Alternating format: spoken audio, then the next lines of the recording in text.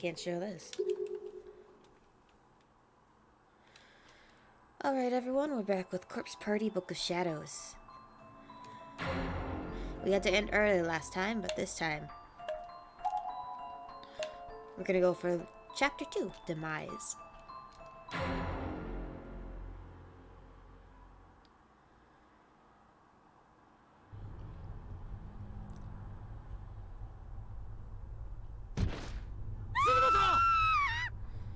Tsuzumoto, Yarg. Let's turn this down a little, jeez.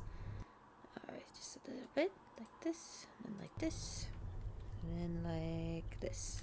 Alright. What? Oh, is this when she was being thrown against the wall? Why was I lying on the ground? My vision was blurred and indistinct. Maybe it was the blow to the head, or maybe it was because of all the tears in my eyes. I've been forced through the infirmary door and tossed like a rag doll into the hallway. Ouch. I could barely breathe. I was completely unable to move. I wish I could slip away into unconsciousness, but my agony was keeping me in the moment. My abdomen. I put my hand to it without thinking, and a sharp pain flew through my palm as well. Looking down, the whole area of my body was soaked with blood and liberally pierced with large pieces of glass. Many of them were the size of drafting triangles. I was certain some of them must have sliced all the way down into my internal organs. Oh, God, why? Why was this happening to me? Hey, lady. No, help me, please. Through my veil of tears, I could just barely make out the face of a young girl with an earthly blue glow about her. She was looking right at me and seemed concerned? No. As she got closer, I could read her expression more clearly. She was smiling and staring into my soul with one good eye and one empty eye socket. Won't you come play with us?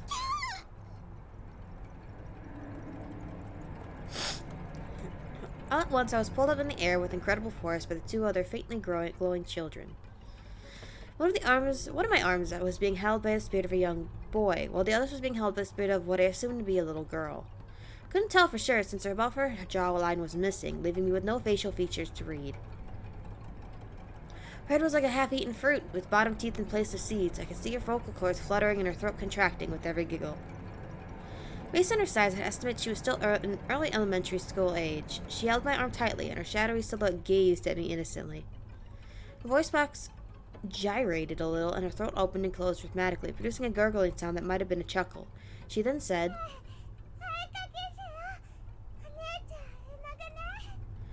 "Let's paint a picture. You can be the paint." All three children were now staring right at me as if they were studying an ant's movements just before squishing it with their thumbs. In one single rough motion, I found myself flipped 90 degrees downward, and I was facing the ground, and all I could sense myself was moving forward rapidly.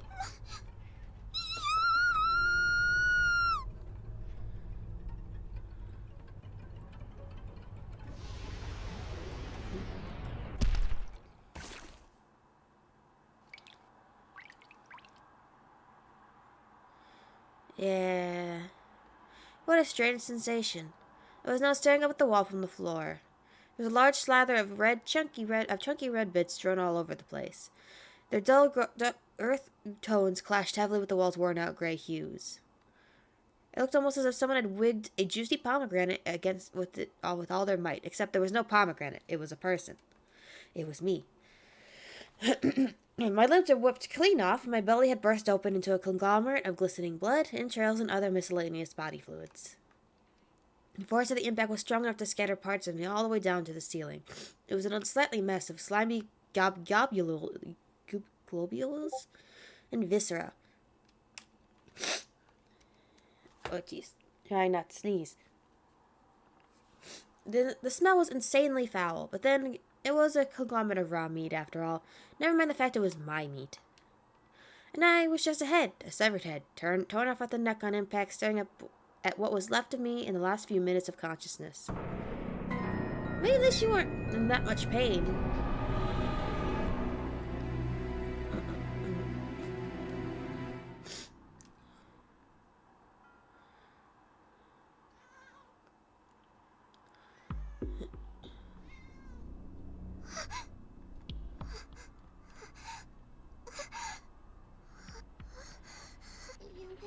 Was that a dream? What an awful dream. Absolutely awful. The worst part is it was so vivid I could even smell it. Wait. Where am I? This isn't right. I was just in the classroom helping with cleanup. Is this part of the festival maybe? Class 5 was hosting haunted house. Maybe that's where I am. Oh jeez. God, I hate this kind of stuff. Shig, Miss Yui, Shinosaki, Mochida. Why is no one saying anything? Come on, that's enough. Please, just stop. There was no response. There's only a... don't you bite that wire? Look at your butt. There was only a deep, all-encompassing silence that hung in the air like a fog.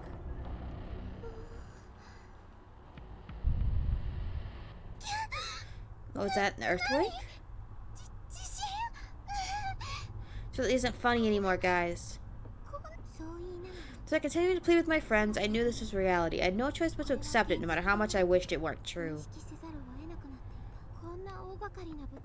Setting a place like this, after all, was beyond the abilities of even the most professional theater troupe to create. There's no haunted house, is it? So where am I? What happened to me? Oi, shoot. Shoot. And where's everyone else? You bite that wire and you're getting in trouble. Someone please save me, Shig.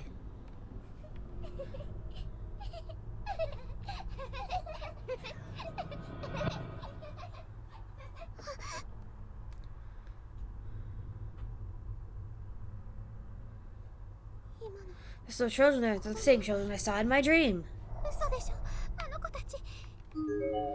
I've got a bad feeling about this river forever until I'll be done for. Don't go in.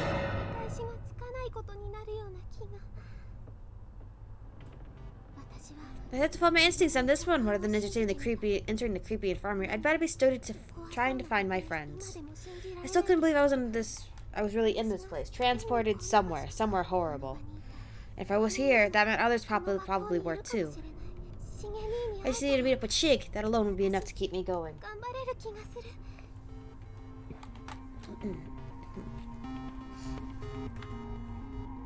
One second.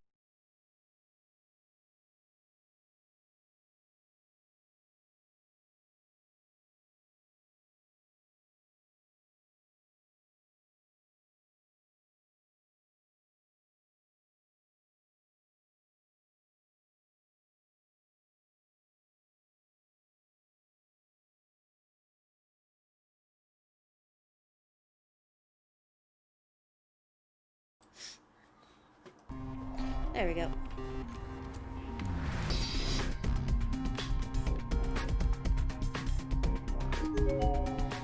A really bad feeling in this room. I think it'd be best to stay out of it entirely.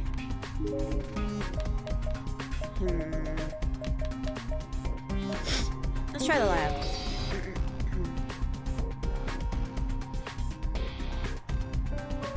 The door of the science lab is locked. Door's locked.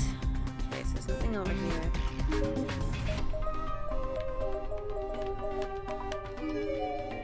Well, she's in the same spot Naomi was.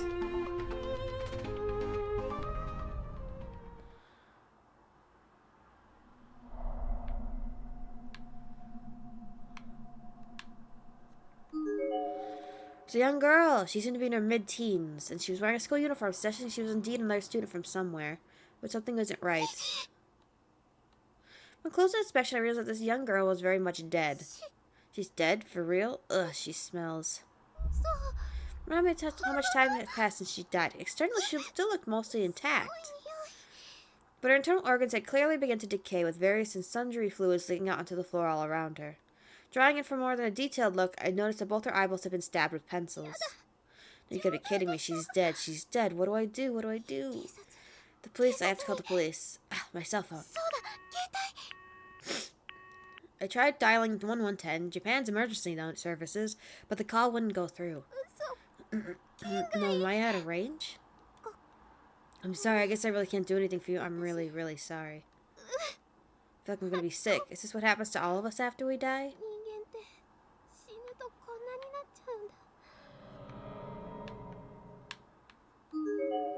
Something written here in chalk. Smells so good. The smell of tasty meat. Where's it coming from?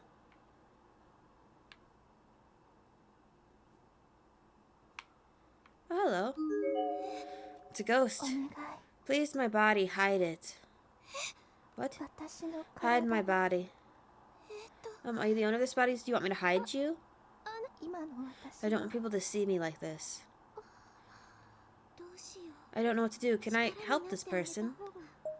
Walk away. Try to help. I wish I could give you a proper burial, but maybe we could at least find a blanket or something to cover you up with. I'll see what I can do.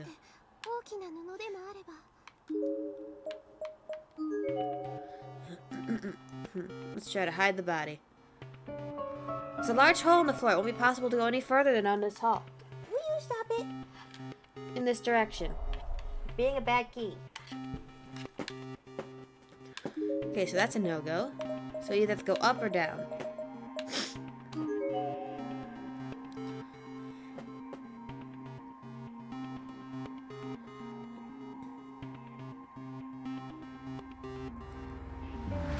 There's a large hole in the floor here.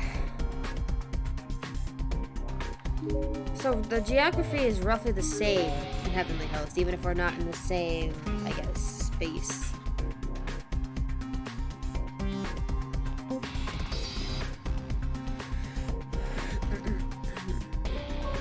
Still, we're packed tightly with desks, making it completely impassable. I couldn't possibly clear these one by myself. If only one of the boys were here to help me. She doesn't care much for that manual labor, though. What was he saying during the setup at the festival? This sort of blue-collar work is beneath me. It's far better suited to the likes of Kishinuma. Getting him to move even one desk is like pulling teeth, hee. Why do you like that guy, Mayu? He's kind of a bum.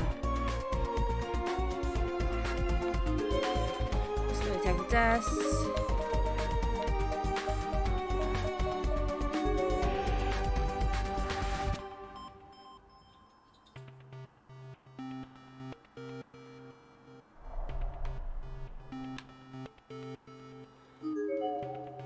Still locked.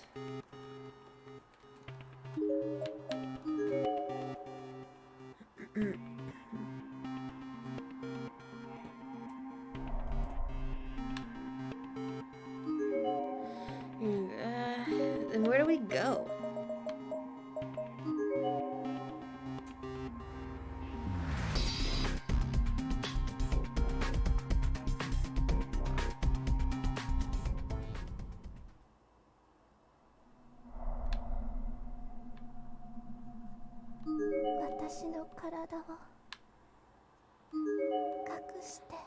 Tsunade tag. Karasuyami High School. Shiori. Where do I go, though? Smells so good, the smell of tasty meat. Where is it coming from?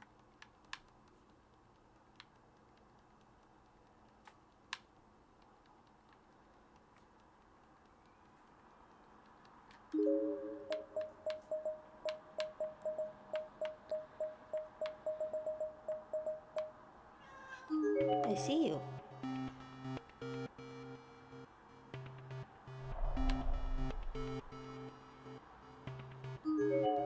Gap is too big, not even jump. Okay, so we'll just have to slowly go back room by room until we find something.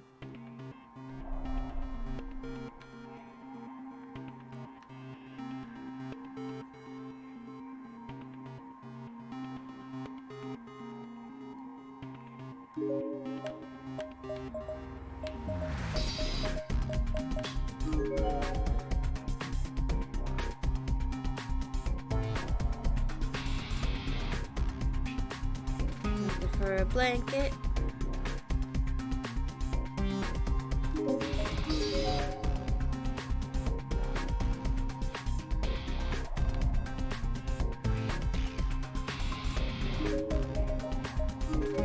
I don't know why she can't just move the desk. She's not that feeble.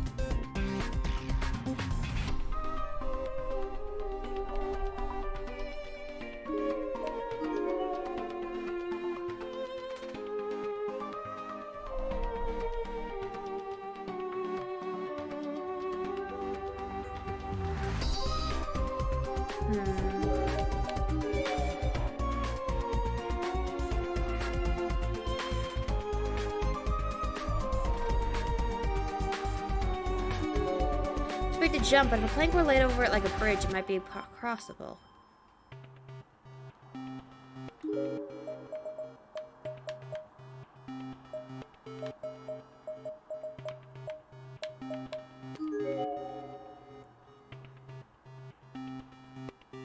Come on, Maya, you can walk a little faster than that.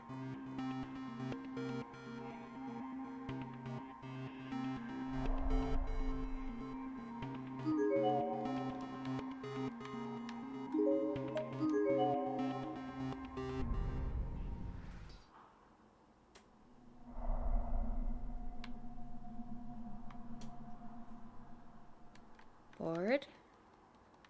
Board.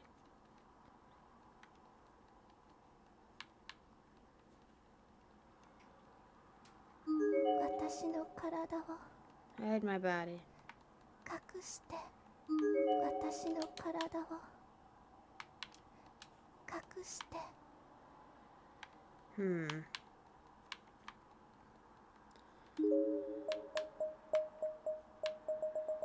Am I missing something?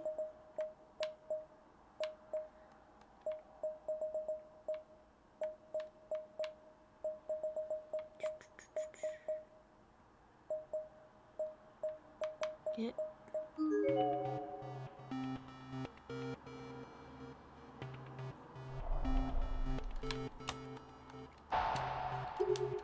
Oh, Maya's only at 4%.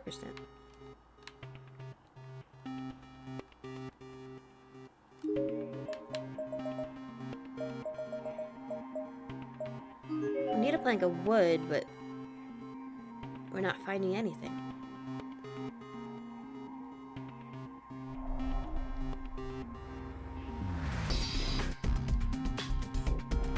Clicking, clicking.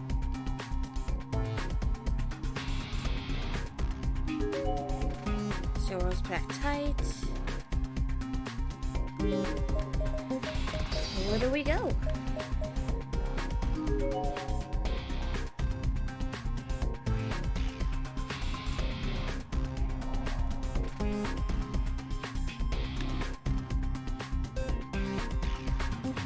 We got a cat that wants out. Lady.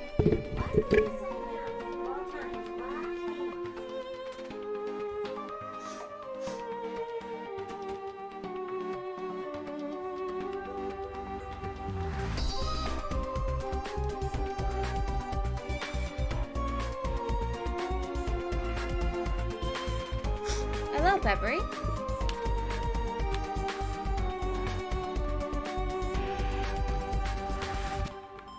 We're playing Corpse Party Books of Shadows today, except we're a little bit lost.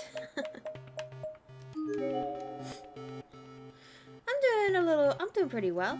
Got a slight cold, but I'm surviving. How are you today? Where is the plank of wood?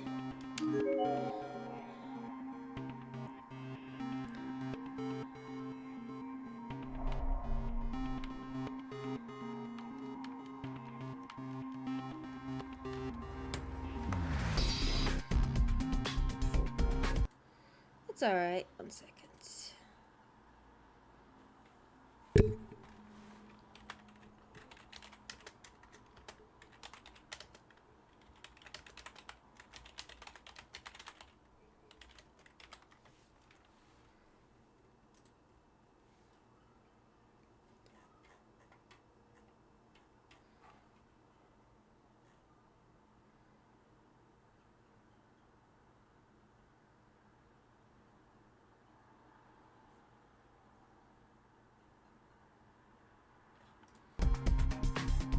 Alright, there we go.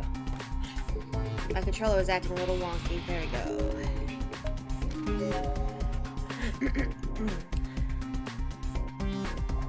I will survive. Oh. Oh. She really does. From the looks of it, this is a sheet that goes to the infirmary bed. This should be big enough, right? Take it. Got the rolled up dusty sheet. It's not very clean, but it seems to fully cover you, at least.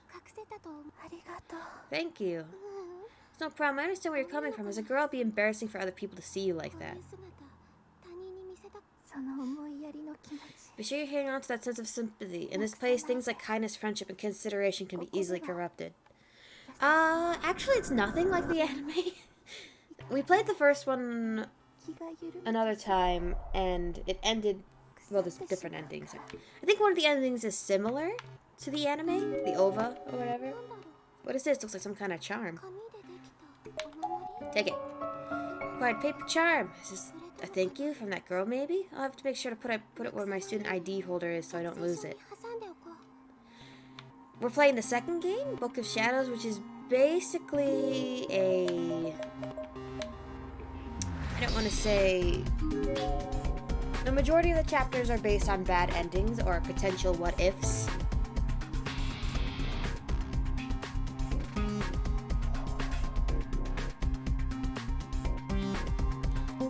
Like if you do the ending where I believe you just leave and not try to help Sachiko, which creates like a time loop.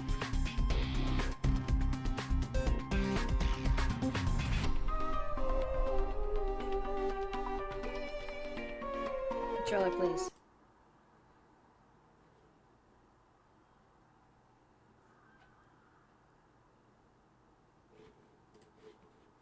Okay.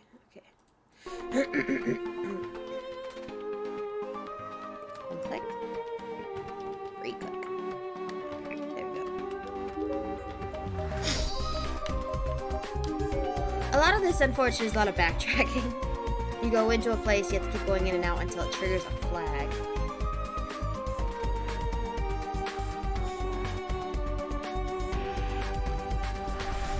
There we go. Thank you. Looks like a pretty sturdy board. Might be a good idea to take it with me. Take it. Acquired loose board. Then we go all the way down here.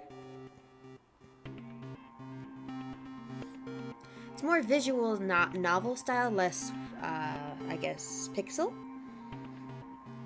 The third game is, it varies on who likes it. When I use that loose board, I found a crosshair. Yes. Place the loose board over the hole. Seems sturdy enough. It might be possible to cross here now.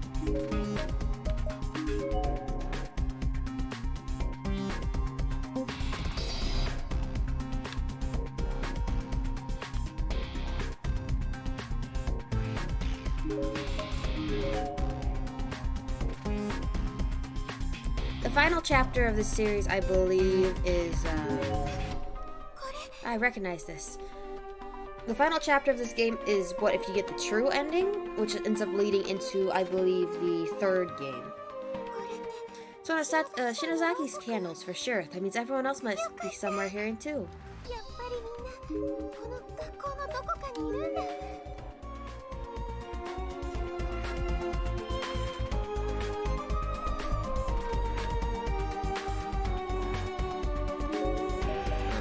Second wing. Oh, jeez. Okay.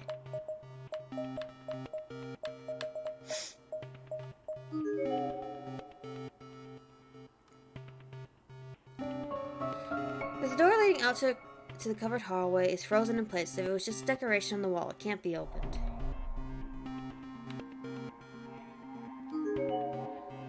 Can't be opened. Our darkening is pretty good. In the first chapter with Naomi was losing her, like, mind so much faster.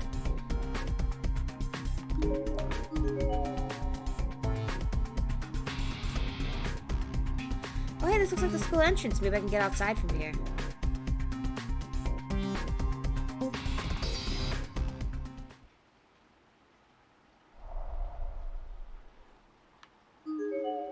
The door is frozen in place as if it's just a decoration on the wall. It can't be opened. Can't even jostle it. It's like a solid wall. Something is definitely very wrong here. It's a body.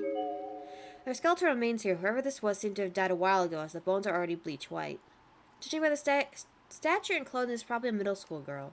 There's a blood-stained box cutter lying on the ground nearby, suggesting a likely cause of death. It's an ID, date, and name tag. Okay. Mojigawa High School, Hina Horose.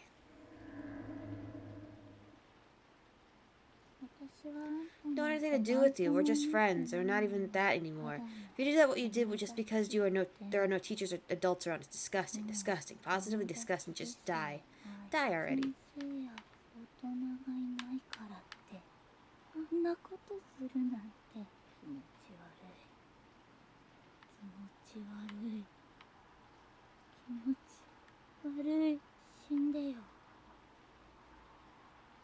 Okay. Mumble mumble.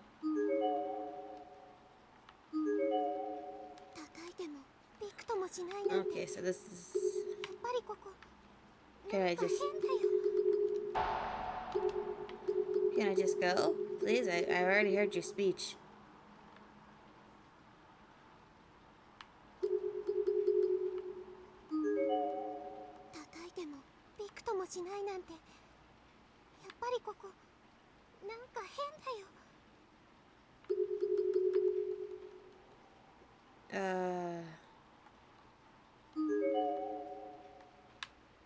Okay.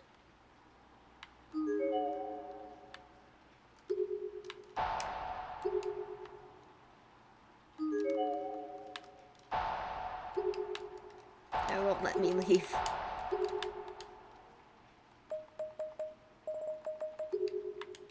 Is this a glitch? I hope it's not.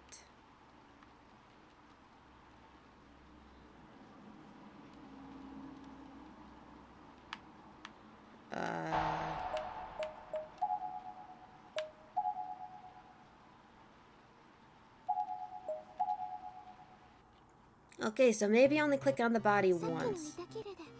Is that the loose board? Okay.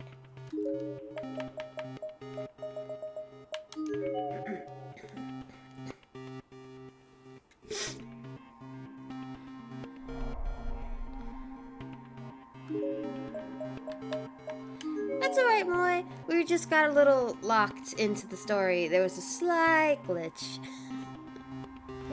Alright, can't use the door.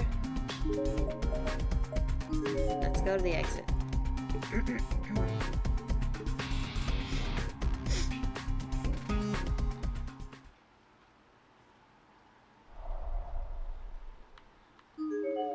Let's see. Can't get out.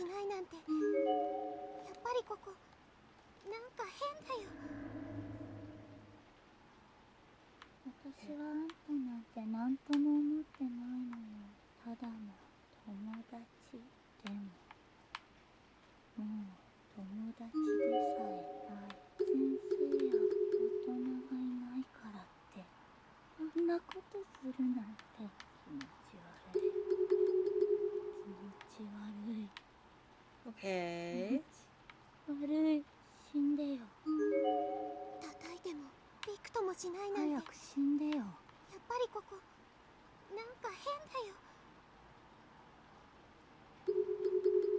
Oh dear. Is this just like a known glitch? Let me look this up.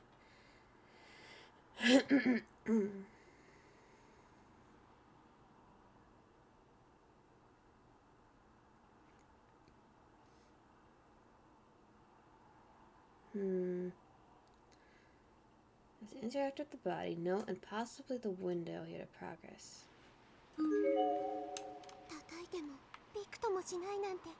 Oh, what's this?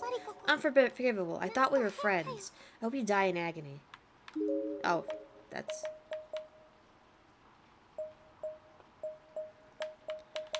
Alright, we should be able to get out of here. Oh, you. Just as I was about to leave the entranceway, the spirit of the little boy suddenly materialized in front of the door. I remembered his face. Tim, what do I do? If he catches me, I'm done for. I immediately ducked into the shadow of the shoe cubbies, doing my best to stay out of sight.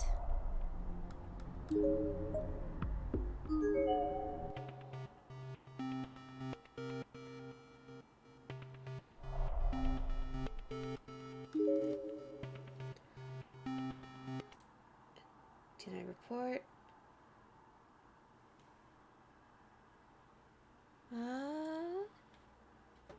Okay. We should that should have fixed everything now. Now we're good to go. And I usually stream noonish. Over here, noonish. So let's go looking.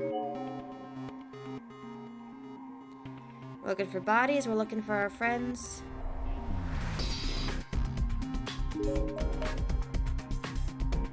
Locker room.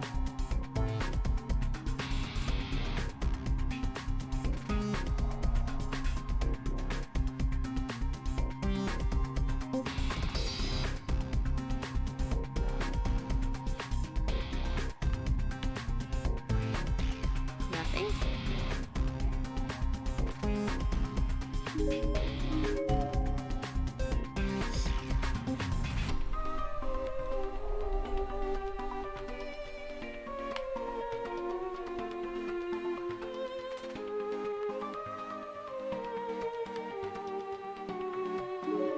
Are we not supposed to be here yet?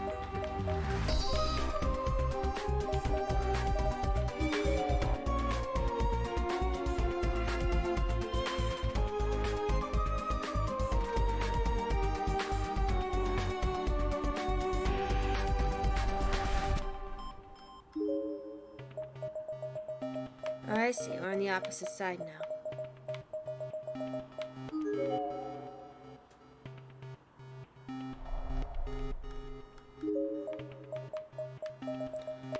Let's see what's down these halls.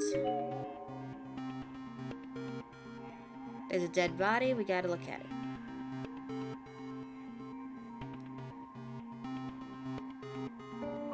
There's a large hole in the floor. Ah. Gap so big we can't jump. Okay.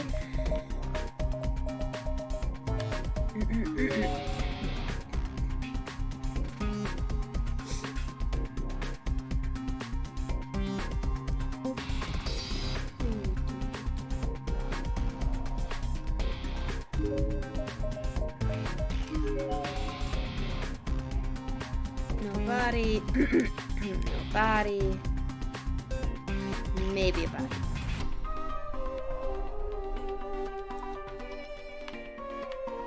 Oh, body. I got a cold, Moy, but I'll be alright. Demon skeleton still in the process of decaying. Based on the size and uniforms, there's probably a female junior or senior high school student. There's a name tag. Emojiawa High School Ayaka Shimizu. What's this? Numerous papers scattered on the floor. There seem to be torn pages from a notebook. The battered notebook they came from is also lying just a few feet away. Most of the pages are soaked with blood or other sundry fluids, rendering their contents illegible, but a few sentences can be made out here and there. It's apparently a strong feeling for her for a long time now. He thinks he's God's gift to women. Dumb jock thinks just because he's good at sports, how she's in this godforsaken place with a guy that sees her like that. If he tries anything else, I'll kick his ass. I won't let him get away with it. She and I will find a way back home together. Though I have to admit I'm scared. Writing about a best friend, huh? So she came from with a friend and sort of protected from someone they knew, but she and everyone else, are they still out there somewhere, right? You're still out there, right? Feel bad taking it, but this notebook might be good to have on hand. Maybe I'll return to the best friend or that boy.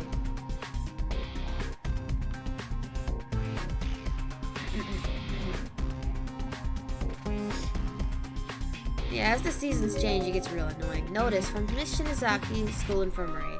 If you play on school grounds during free period, don't forget to wash your mouth and hands before returning to class. Harmful germs are always nearby.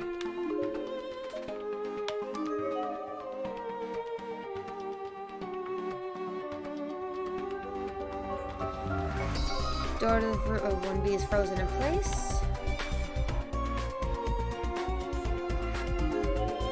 Fate never changes.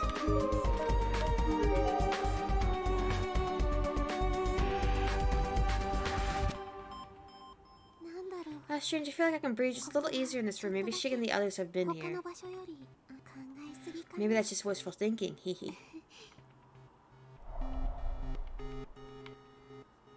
Oh, shiny thing. Rusty key sits on the teacher's podium atop a note that just says, "Do not use this key under any circumstances." I wonder what it's to. Take the rusty key. I know the note says not to use it, but this key could be important. I should take it with me just in case. That's how they get you. Something stuck in the broken glass of its cabinet door. Seems to be human hair and skin. Ew.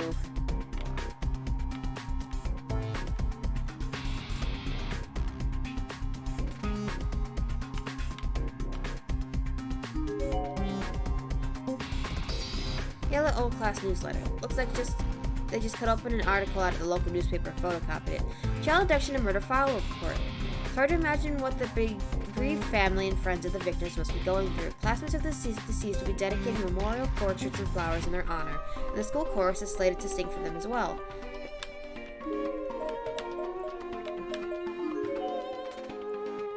It's alright, Moa. If you have to go do things, you should go do them.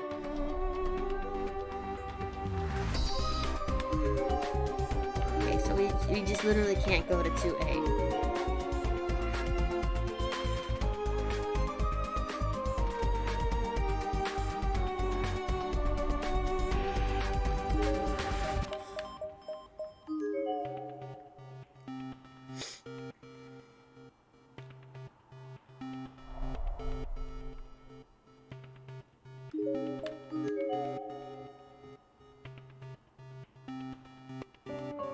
Door to the reference room seems locked.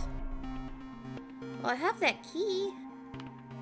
Oh, it's locked. There's a sealed shut like some of the others. It isn't shaking at all when pushed, yet somehow it comes across as openable. Maybe that rusty key I picked fits the lock. Sure? That too, Moa. If you don't feel good, any reason, you don't really have to excuse yourself. If you don't want to, or you're tired, just do it. Nope, seems like it's the wrong key. Oh, please don't be to the science room. Where's that bag? Oh, you? The cytoskeleton remains still in the process of decaying. Based on the height uniform, it seems to be a junior or senior high school boy. It's okay, Molly. There's a pair of Spike's shoes laying on the ground nearby. Maybe he was an athlete? His head seems to be detached from his body completely.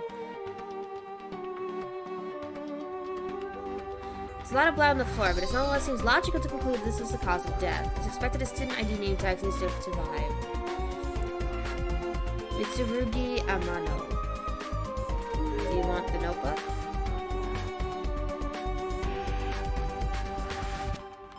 Okay, I guess not. It won't let me leave, though.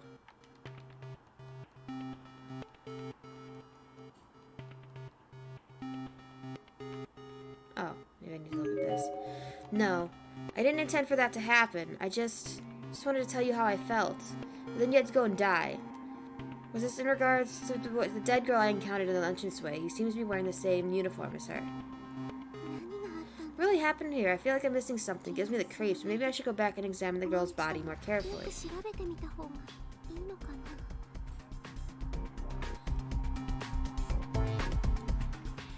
You don't gotta give reasons, Moe. If you're tired, if you're sick, or if you're busy, I'll be here. Skeleton remains here. Feel bad for doing this, but I really need to take a closer look at you.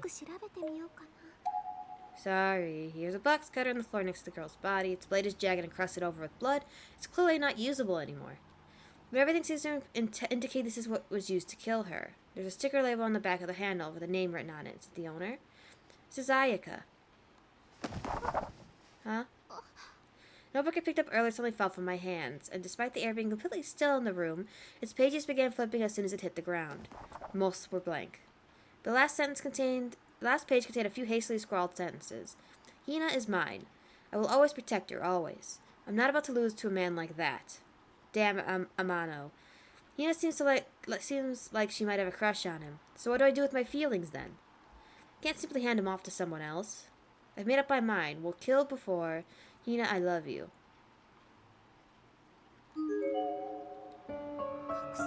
Student ID must be hers. Moji High School. Hina. There. Kirk hastily scribbled letters in the memo section at the back of the student ID notebook.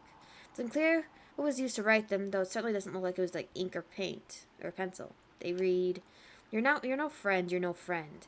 You're an asshole, you're a pervert. Don't touch me, don't say you love me. I loathe you, our friendship is over. How could she? To a dead girl, no less. It's absolutely awful. Shig, I can't take this anymore. I don't want to be in a place like this. Didn't even want to look at it, but I decided to hang on to the yellow ID notebook.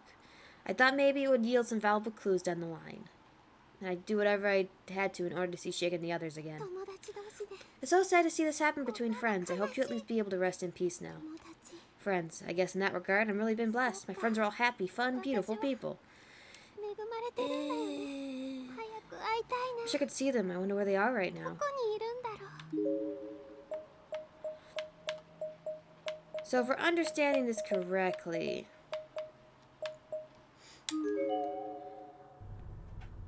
the three were friends.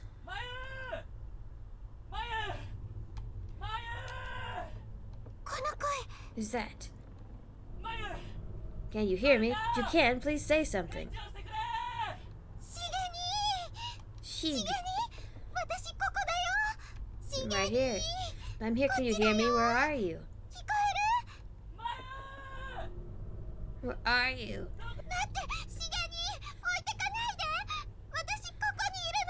Don't leave me. I'm right here. Shig. Calls have stopped. The voice was long gone. You must have wandered too far away. Didn't my voice reach you? Was I not loud enough? You'd have gone too far, though. Shig, if you can hear me, say something.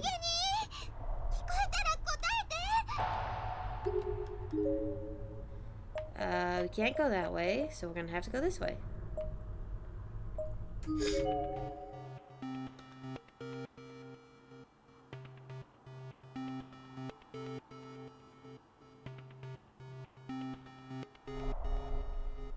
Still nothing?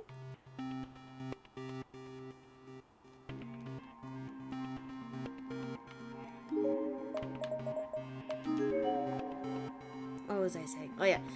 Basically with the friends, if it isn't like super obvious, the girl loved their friend and the guy loved a friend. And I guess they fought over her and he wasn't as big of an a-hole as she thought because she was jealous. It's that really boring, or not really boring, but very not great trope of aggressive, violent lesbian. I'm like, not a great thing. Where are you? I've been looking all over for you. Are you over here? I just want to see you. No, stop it, Mayuuuuuu. If you start crying over something like this, imagine how badly Shig would tease you about it later. Another earthquake. The tremors were so intense I was unable to keep standing. I fell hard on my bottom and watched as my student ID slipped from my skirt into a hole. The scrap of paper from Sachiko's charm must have shaken loose in the process. It slipped out and snaked its way haphazardly onto the floor.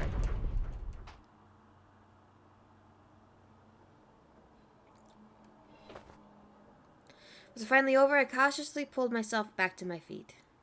That's when I realized that the whole hallway had changed. Cracks and holes in the floor had somewhat been sealed up, and the windows that were there before were now completely gone. I couldn't completely come to terms with what I was seeing. Was it reality? What kind of hell was I stuck in anyway? That's alright, Moe. Go rest. I was getting goosebumps all over my body, and my mind felt like it was shutting down. Then I saw the Sachiko's charm scrap and snapped back to my senses. I have to be more careful. I almost lost it. I scooped it up, thinking of Shig standing next to me, and everyone else smiling and laughing during the ritual. My body was trembling in fear, and my vision was beginning to blur. This place was taking its toll on me. Pleasant memories of friends were all I had left. Why is this happening? It's happening because people are using charms from the internet. So in other words, they won't let us use this cultural assembly stage. Unfortunately not.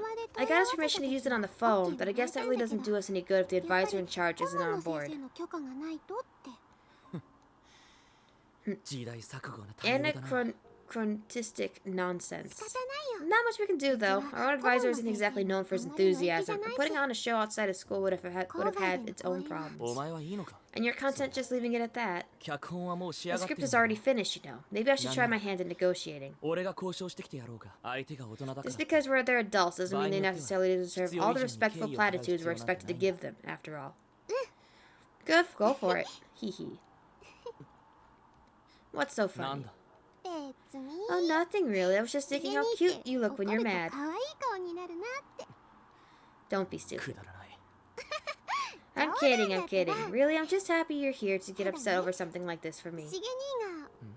Well, I'm not good at conflict, so it's just kind of refreshing to have you get angry in my place. Oh, that's why they like each other. Haha, quirky as ever, I see. By which means I got lots of personality, right? Just another reason I'm the poster girl for the drama club. Yes, I suppose you could say that. Of course, I do more than just act. I also write scripts, I produce, I make costumes. It's tough being such a Renaissance woman. You're very strong, Mayu. Huh? You're a strong person. Even when things are looking down, you always have a smile on your face, and you've always been so mindful of family and friends, much more so than I. You're always willing to shed a tear in sympathy when times are tough, no matter who's watching.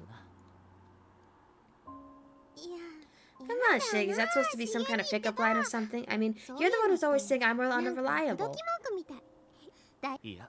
No, I'm simply speaking from the heart here. There are different kinds of strength in this world, after all. Yours is, how do I put this? Yours is bountiful. It's a strength that never falters. No matter what trying times wait, and no matter how many times you stumble and fall, you're the type who will always get right back up and try again. It's just it's a substantial strength too, substantial enough that even a cold human being like myself can plainly see it. Shig. Stop flashback flirting. It's not true, Shig. I'm not that strong. I'm just good at making myself seem that way in front of other people. But in reality, when I'm faced with uncomfortable situations, I freeze up. I've just been playing a part all this time, the part of the good girl that everyone wants me to be.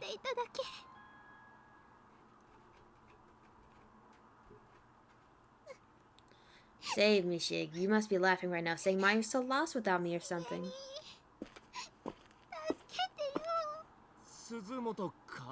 Suzumoto?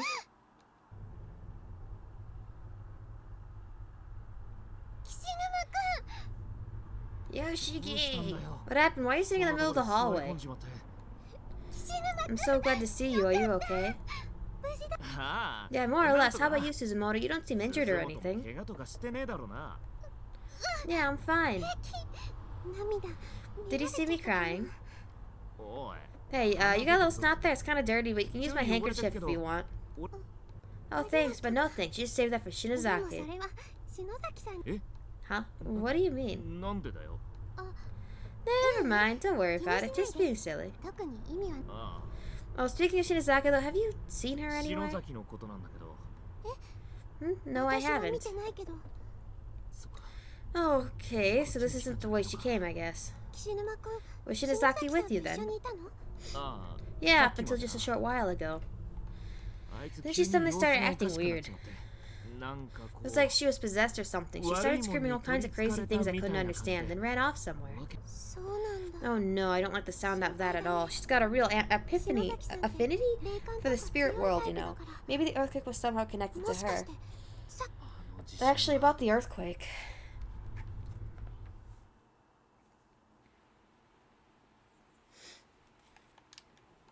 Kishinuma was sure taking his sweet time. He went off to search the poolside area by himself, citing the heavy rain as an excuse for me to stay indoors while he gallantly soaked in my place. I went along with it because I thought it was unusually chivalrous for him, coming from someone like him. But he was a rank amateur in matters of the spirit, so I was beginning to worry he'd gotten himself attacked or something. And that worry was just starting to turn to panic when...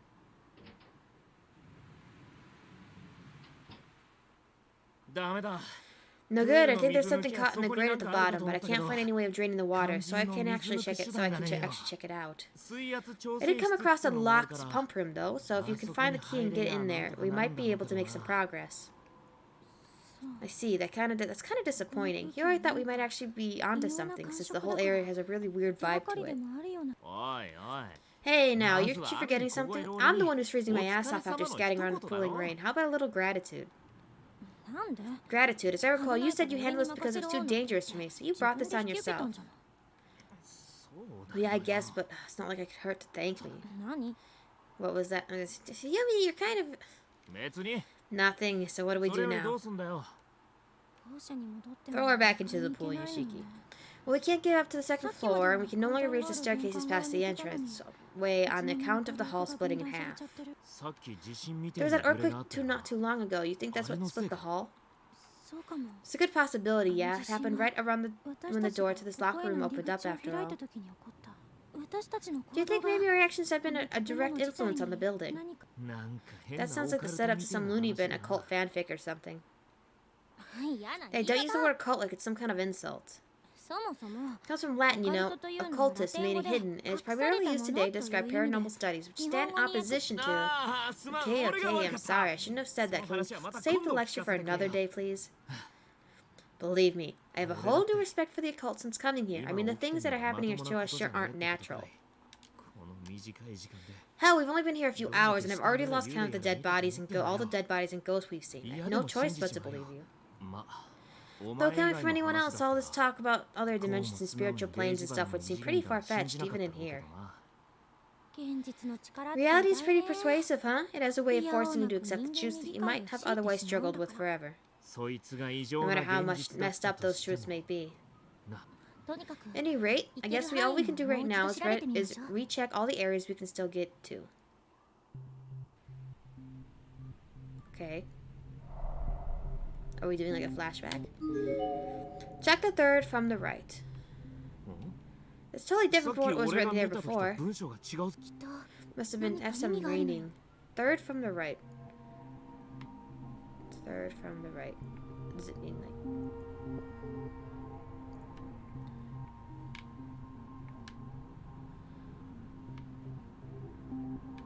2, 3? What does it mean? 1, 2, 3.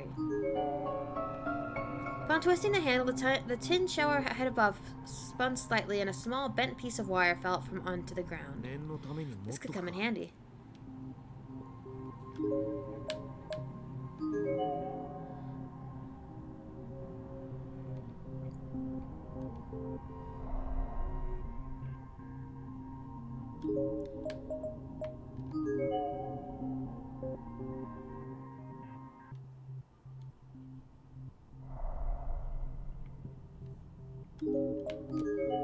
Let's see what their entrance looks like.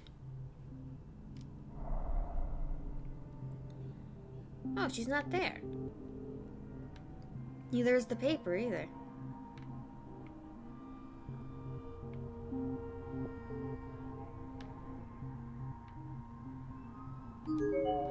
The door is frozen in place. It was just decoration. Okay, so that doesn't do anything.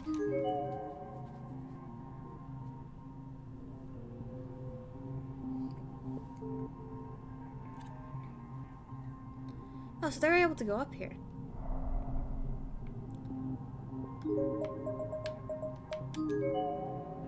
Check all dead ends.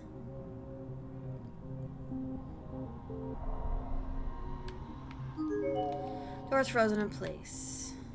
Okay. 4A. Door classroom is locked. Do we not have a key? Locked up tight. Maybe I can use the wire to pick the lock. Try it. Right, time for some grand lock-picking championship. This seems kind of like a cat burglar right now. It's more like a jailbreak than a burgle in our case. All we're trying to do is get the hell out of here. Door seems to be successfully unlocked. You did it. Fortunately, the lock was super old and not very complicated. Surprised he could pick a lock. Oh, that's not good.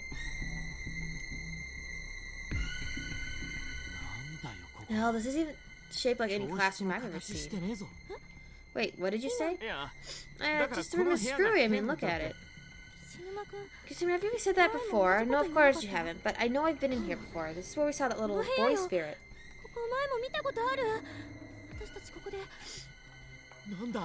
Crap, it is him. When the hell did he get here? No, you can't go near him. We have to get out of here immediately. There's something very wrong in here. Yeah, even I can tell that much, but look over there in the corner. There's something in here. Gotta go check it out. You stay here. If things start to get out of hand, just forget about me and take a break for it, okay? Who put you in charge? Fine. Go if you want. Just be careful. Whatever you do not make sure that you do not look in the child's eyes. Yeah, don't worry about me. I'll be fine. We've done this before in the first game. Oh, that paper doesn't do anything. Okay, don't look at him, don't look at him. Some kind of pulley mechanism. Exact purpose is unknown, but it's large, conspicuous. Probably couldn't hurt to pull it. Pull it! Lever slides down easily. Ah? Don't do anything. I don't know. Let's just get back here. With pleasure.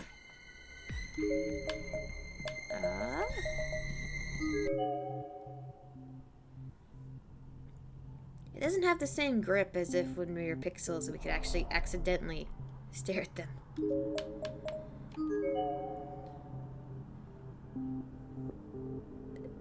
Big super? What do you say? There's a red chalk drawing on the board that looks kind of like tomato smashed against a wall. Based on the crudely colored shapes and uneven lines, it's likely drawn by an elementary school student. An arrow is pointing to the tomato with a big label written in sloppy letters. Girl Good Splat. There's some fully fossilized remains of another student. One particularly small, probably fifth or sixth grader at most. There's a name tag attached. Renaissance Elementary School, Takashi Hanada. What do you want, little kid? Make sure you don't meet his gaze or your soul will be broken.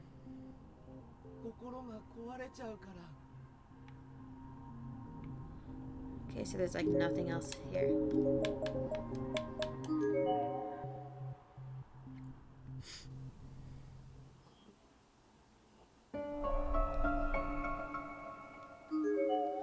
The lever appears to open a trap door on the wall just wide enough for a person to fit through.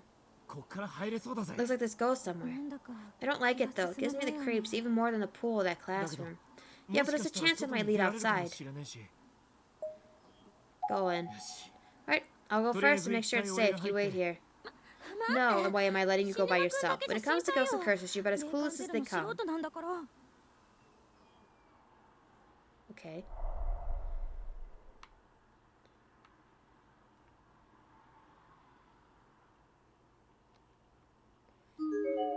It's an old space heater. Fortunately, without fuel, there's no way to light it. Small chest of some sort. What the heck is this? Take the small chest. Small, finely detailed accessory case made from a tortoise shell. Its design is long outdated, but the quality of its craftsmanship suggests it must have been very expensive back in its day. So like shaking it produces a loud, distinct rattle. There's definitely something in here. Based on the sound and the light weight of this thing, it's going to be something tiny. I'm not sure if we really need whatever's in it, but we might as well take it with us, just in case. Huh? Noise from inside the closet. Turning dial accomplishes nothing. Without electricity, it's just a box. But wasn't that sound to be static audible from the hall only a few minutes ago? Bitter. It's wearing down my back teeth. Crunch, crunch, crunch, crunch.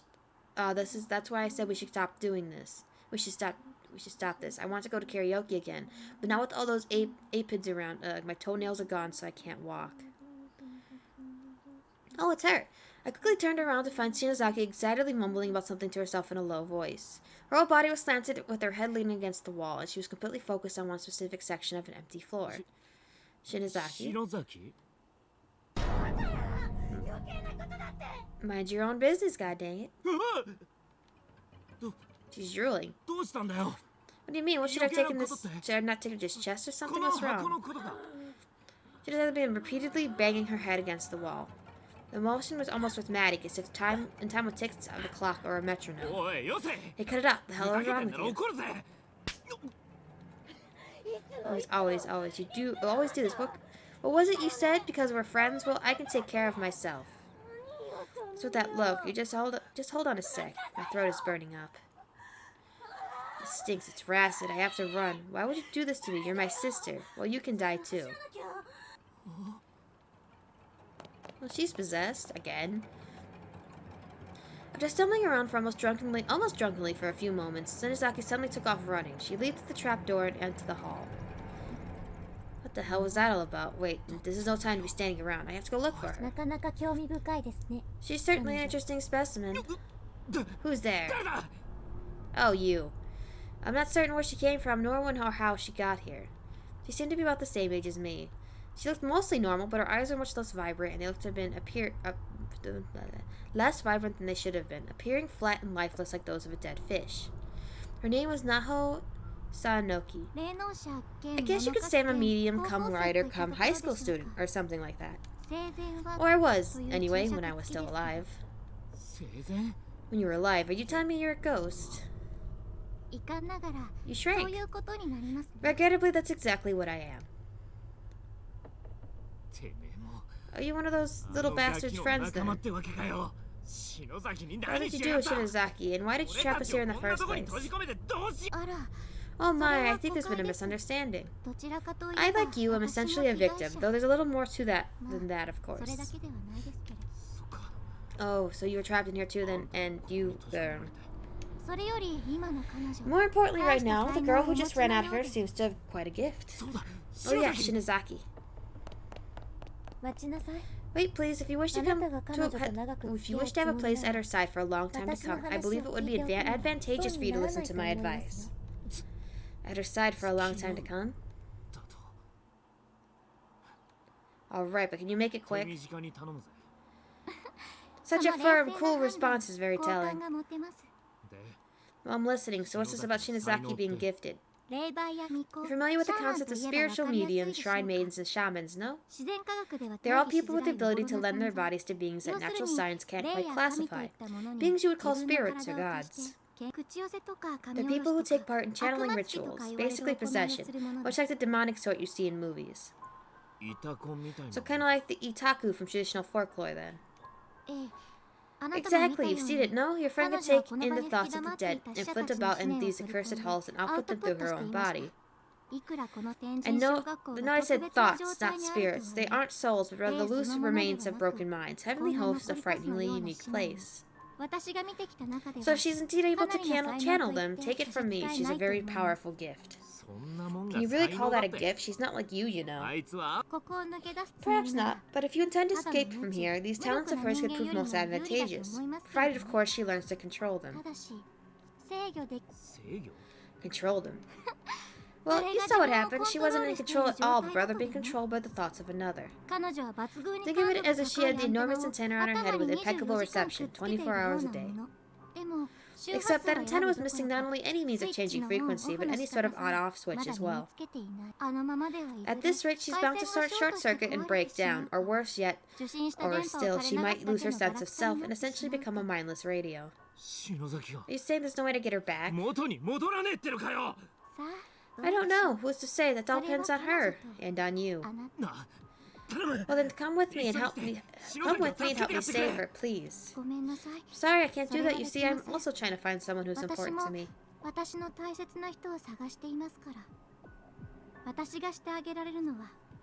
Done all I can for you. Whether this experience ends well or gets worse, again, depends entirely on you both. I wish the best of you luck. What, another one? This was a big one. I literally couldn't stand up, and I fell on my knees to the floor. I couldn't even tell you how long it lasted. It felt like it would never end. But eventually, little by little, it did subside. I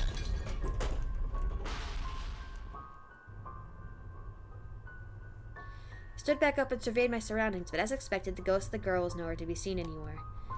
This particular quake felt like it shook the very foundation of the entire building. Shinozaki was all I had on mind. She was in serious danger. Oh.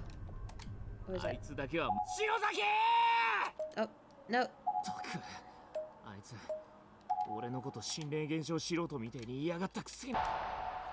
What happened? She was in serious danger. I just don't know what the hell's going on, but if there's one thing I know, it's that I should be there with her no matter what. Shinozaki. You know what really pisses me off, though? That she kept talking to me as if I was totally ignorant about psychic phenomena, like I'm a complete dimwit. Look at what happened to her. Too gifted for her own good, if you ask me.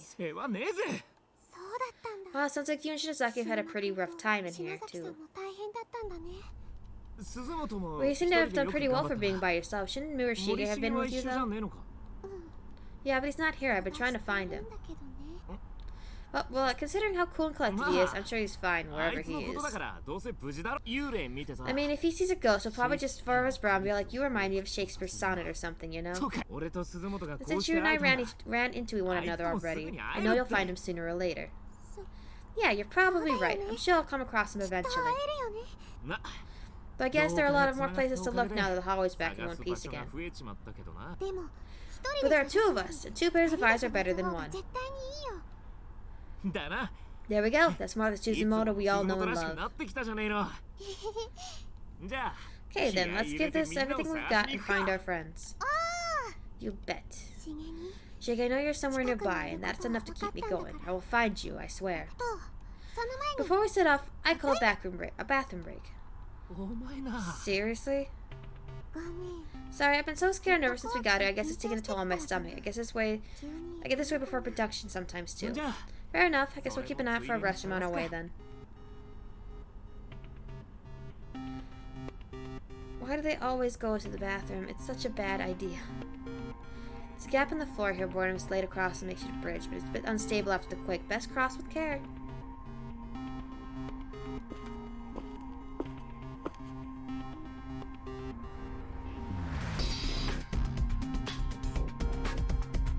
The stairway is completely blocked with desks, making it virtually impassable. Fortunately, the last earthquake seems to have knocked many of them loose. With two people clearing in tandem, it shouldn't take very long to clear a path. What do we do with all these desks, Kushinuma? We could just climb over them with little effort, but they might come off crashing down if we make one wrong move. Yeah, let's move them out of the way. Toss them down the stairs.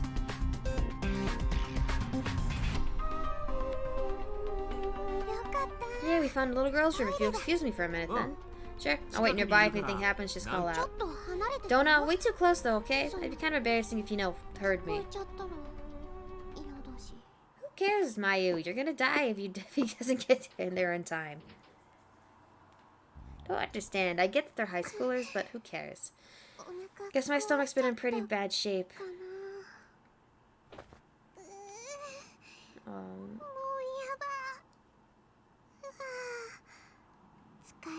Glad there's a usable toilet in here. Alright, good to go. What's this? Did I hit my stomach or something? It's all red. When did this happen and how? Even if I hit my stomach or something, whoever heard of someone's belly getting bruised? Took a closer look and found myself momentarily breathless. What? What in the world happened to me? The reddish-purple bruise was like fault lines emanating out in all directions, with my belly button serving as the epicenter. Oh, that's where you got exploded in. It almost looks like a weirdly colored spiderweb attached to my skin. What's wrong? Nothing, I'll be out in a sec. She'd have been like, I got a weird bruise on my stomach. Sorry to keep you waiting. I feel much better now. Glad to hear it. But didn't I tell you to keep your distance? What? I did. You just kind of loud there for a second. You seem startled. Is everything okay? Oh yeah, sorry to worry you. So, how about you? Are you good on the bathroom situation, or do you need to go too? Well, the boys' bathroom is kind of occupied. When you open the stall door, there's this guy's voice that yells, "Shut the goddamn door." Oh, I can see how that might make it tough to go. Well, let's just put it out of our minds for now and focus on finding Shinozaki, okay? Sounds good. Why do the guys never have to go to the bathroom? Why am I not saying anything to him about the bruise in my stomach? Is it because I'm too embarrassed to show it to a boy? No, that's not it.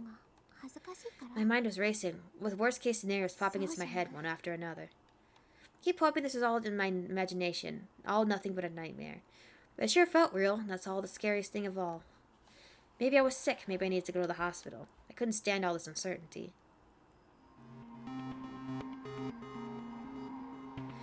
But I didn't say anything about it. I just walked with Kishinuma all throughout the school building in search of Shinozaki. Thought maybe if I went with him, I might run into Shig along the way, or at least find some clues as to his whereabouts, but no such luck. Our search eventually led us back down to 1F. Having covered all our other bases, we set our sights on the pool. Just as we approached the locker room,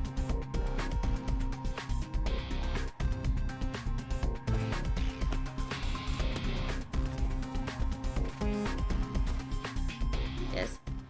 Hey, did you hear that? Yeah, it came from in here. Or there.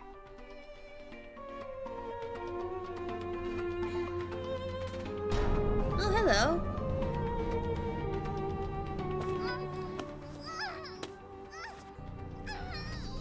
The girl who looked to be around middle school age had been laid out on the flat on the floor. Both her arms were bound, both her arms were bound. Her eyes and mouth were covered with a sash-like strips of cloth. She was obviously being held against her will. She was kicking both legs and writhing all around, frantically trying to break loose from her bindings, but it didn't seem like that she would succeed. Oh, we need to save her. It was only after saying that I noticed the bruises on her legs.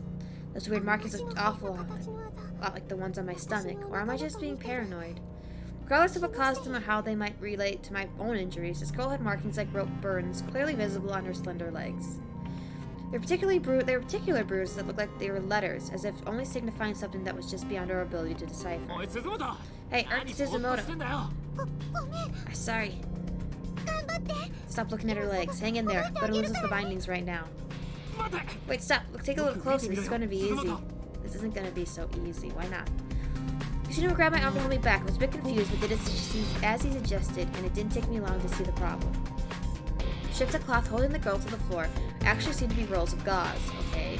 And whatever bound her like this really did a number. The gauze was stretched haphazardly all across the room's furnishings. Several strands of it were then projected upward to the top of the nearest cubby shelf, where they were wrapped around the neck of a plaster bust. From there they extended up to the ceiling, where they were wrapped tightly around the handle of a bucket suspended in the air, suspended right above the girl. In other words, if we pulled down any bandages the wrong way or moved any desk, the plaster would bust might fall, and if that happened, the bucket would spill right onto her. I wonder what the hell's in there. Maybe it's nothing. But what if it's not? Hell.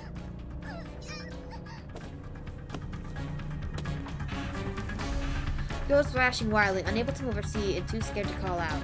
Sadly, this wasn't helping at all. It only served to put the blaster bust closer and closer to the edge of the shelf.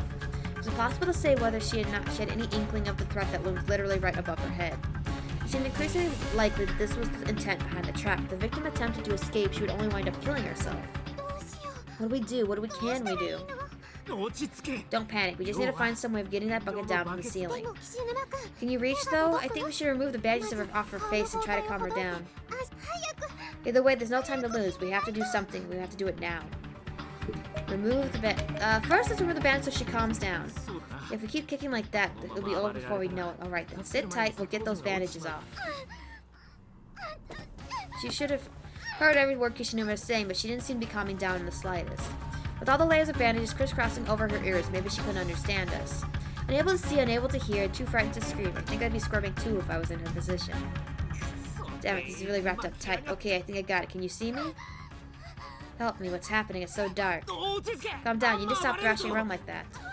I'm scared, just get me out of here, save me. Nari, Hikari, Chihaya, someone, anyone. Crap. You need to stay calm, look at me. Oh. Try not to panic, take slow, deep breaths. You just slapped her? There you go, that's good, everything's gonna be alright. We're working on setting you free right now. Okay. Gradually, the girl began to calm down. Gently stroked her cheek where I just slapped it. Tears were welling in both her eyes. I closed mine and nodded my head. Good girl, you just need to hang in there a little longer. We'll have you out real soon. As long as you hold still, there's nothing to be afraid of. Okay, I'm okay now. I'll be right here at your side. Just try to keep positive. Kishinuma, would you mind pushing the statue a little so it doesn't fall off the shelf? Oh yeah, I'm on it. This is really wrapped up tight, but there, I think that should do it. Are you alright? Can you stand? No, not really. My knees are shaking too much. Well then how about just sitting up for a bit? Give those knees time to recover. Put my arms around her, and the only thing I did to realize what she meant. She was shaking from head to toe, more violent than I ever felt before. She must have been frightened out of her mind. What was that? Thank you so much. Must have been really, really scary for you, but it's okay now. Ever since Suzume acts so adult, guess it's her maternal instincts kicking in. Women are amazing. You're such a nice guy. Even with her constantly depending on Morishige, I can call they see her turn into someone like Miss Yui when she gets older.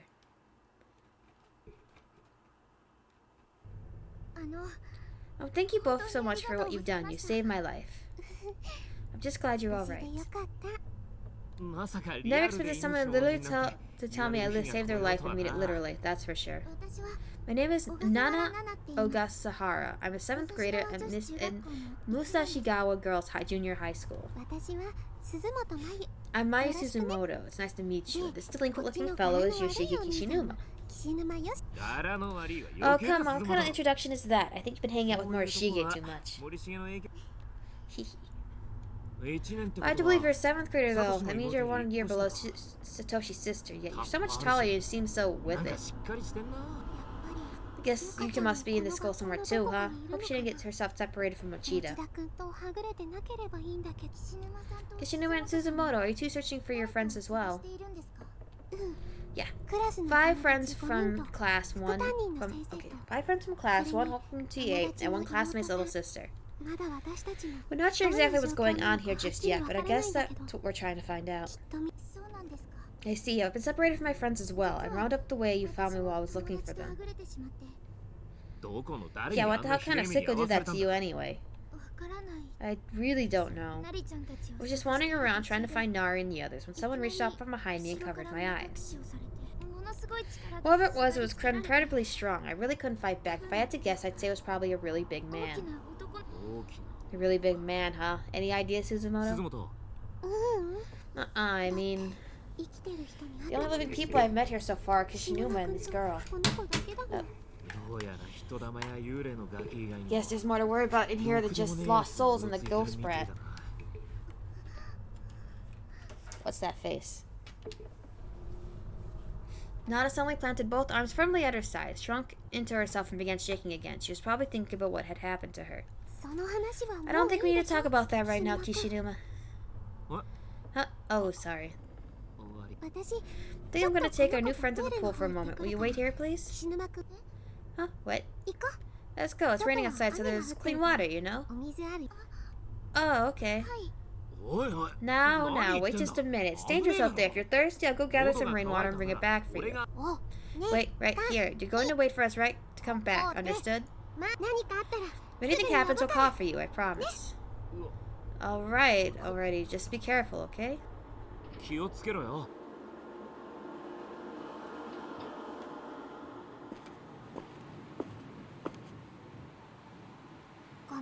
Sorry about that. Kishinuma means well. He's just a little dense.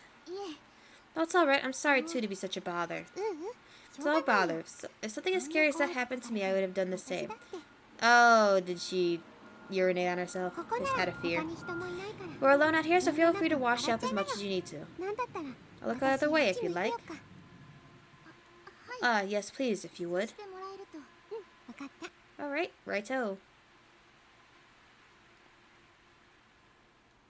Walked over to the wall where the roof's overhang offered some protection from the rain. I waited for Nana to finish up. Taking this time to look around, I noted that the whole building was surrounded by dense forest. Theoretically, we could climb the fence here and leave. But we'd just be trading a creepy dark skull for creepy dark woods. Could we survive out there, and would we actually be able to get home? I just wanted to find Shig. He'd be able to look out at the situation coolly and rationally, without flipping out and getting all emotional like me. I just needed to find him to see his face. Shig. I was starting to get teary-eyed again when I noticed Nana lazily running toward me. As she neared, she slowed to a walk.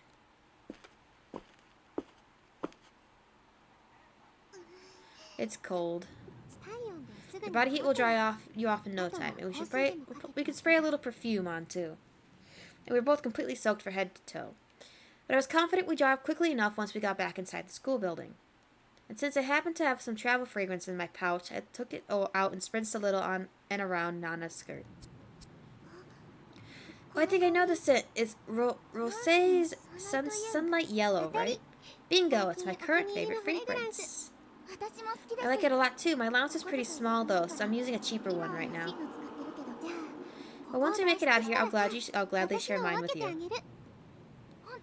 Really? That's so kind of you. I'll make sure to wear some at our next drama club performance. It'll be my first time on stage, so I'm sure I'll need it. You're in drama club? Wow, I'm actually in our high school's drama club myself. You are? I bet you're an actress.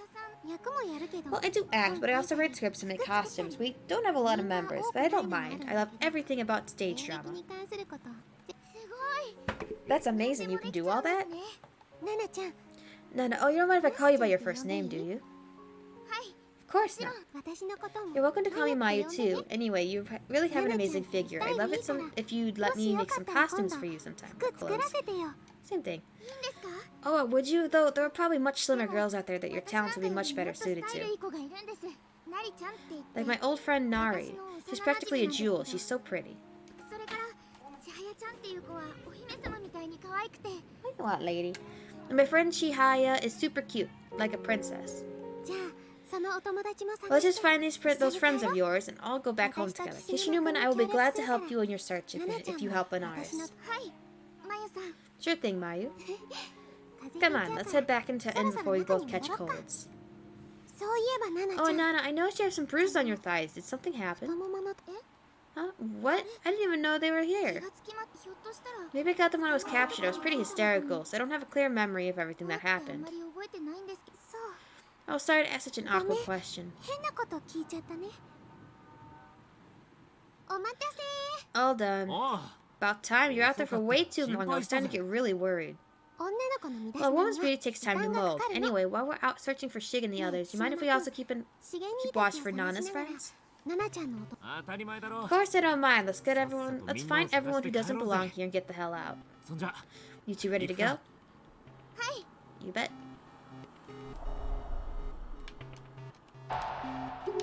We're at the 4th mark.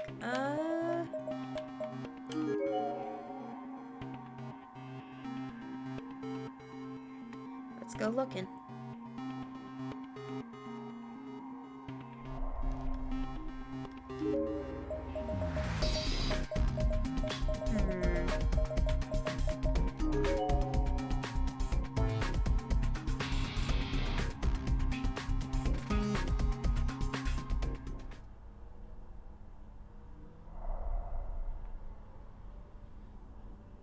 Nothing here. Oh, wait. Oh! Well, we found a part of a body. This is most likely a female junior or senior high school student. Though anything beyond that is impossible to determine, as everything above the waist was missing. Whoever killed this girl must have done it recently, as the wound is still fresh and the blood all over the floor is still wet. Her exposed intestines seem to have been pulled out of her body and draped onto the floor, where they were crushed flat like a worm under a big stone. This uniform is from my school. No, who is it? It's okay, Nana. I gotta try to stay calm.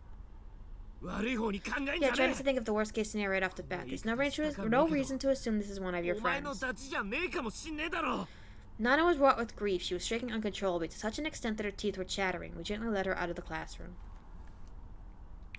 I wanted to get out of here myself. To be honest, seeing a human body so horribly mutilated was far more than I could handle. Yeah, but who is it? Partially hidden under the body is a student ID tag, which had fallen from the missing torso. Masasigawa High School, Middle School. Hodoka Manome. Probably best to make sure Nana never sees this. It's none of the people she mentioned, but you know.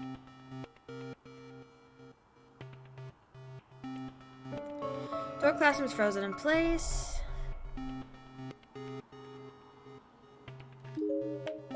Let's check 1A.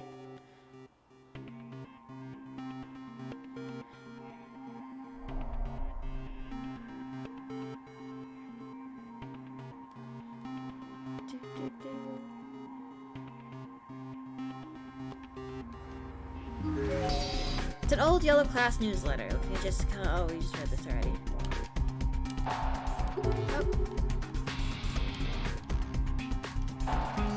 Oh, come on, you can do this. Alright.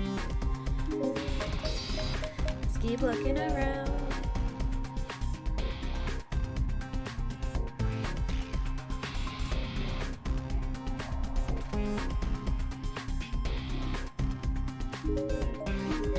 Let's go into 2A. We haven't been able to go in at all.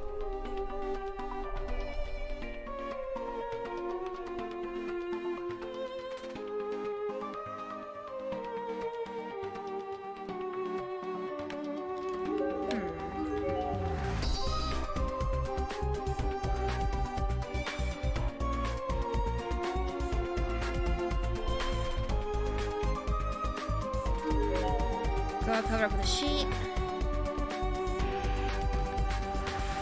Does it still say the same thing? Smells so good, the smell of tasting meat. Where is it coming from?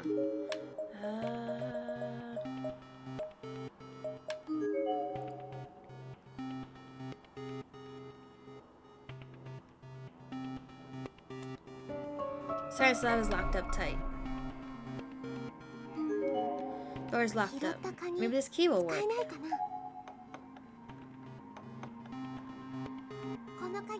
Nope.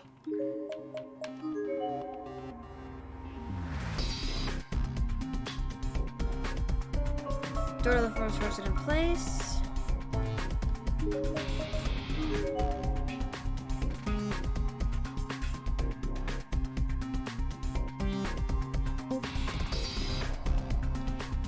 Let's keep looking.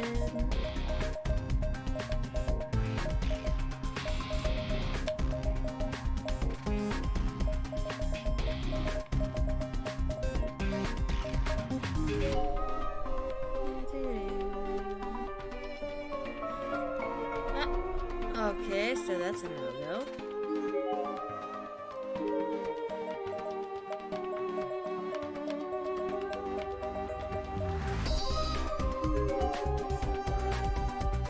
So where do we go?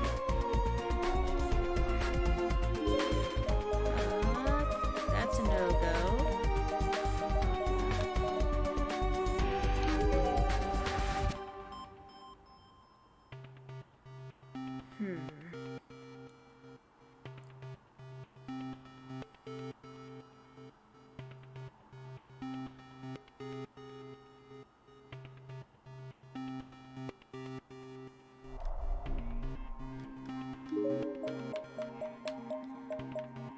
Alright, we just came from there. Oh wait, we should probably check the bathrooms just in case. But I wonder what the bruising means. Because, Seiko got strangled again, but then she lost her head.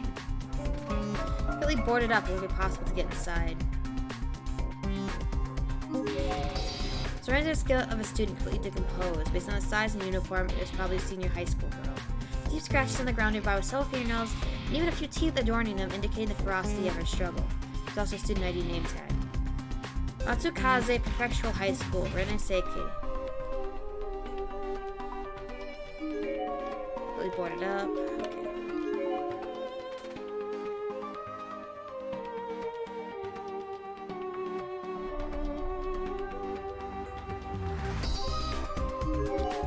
Some sort of thick, buttery buildup in the drain. It smells rancid.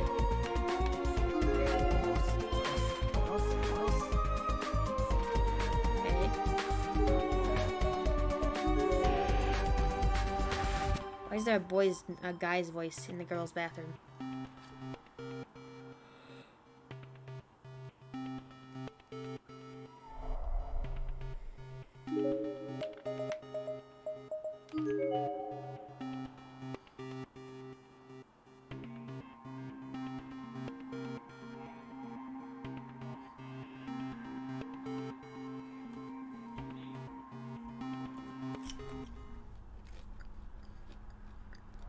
Hmm?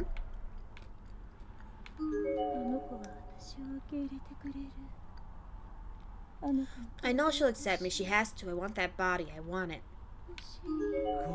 I'm afraid you won't be going any further. But you don't try to take it from us. You also have your own bodies.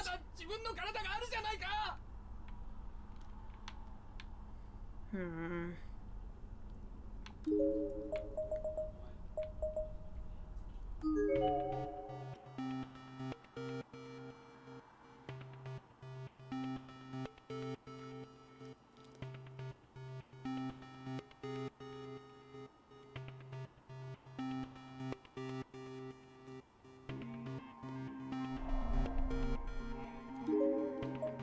So they want Ayumi's body.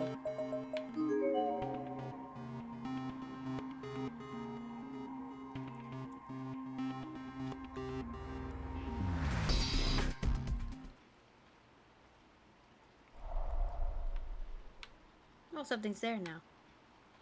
And the body's gone. There's a crumpled up scrap of paper inside one of the shoe cubbies. It's a bit heavy, suggesting it serves as packaging for some object weighted? I said it wrapped. Unraveling, it reveals a small pile of long, whitish, stubby objects like that at first seem like they might be candles or something, but in actuality... Are these fingers? As in human fingers? 10 in total, every finger from both of some unfortunate victims' hands. The blood was still even much wet too, indicating that not much time had passed since these digits were severed. Wet soil was lodging under each fingernail, and faint remnants of color here and there were further indicating that the owner of these fingernails had painted nails. These nails. Nana? It's probably nothing, don't worry.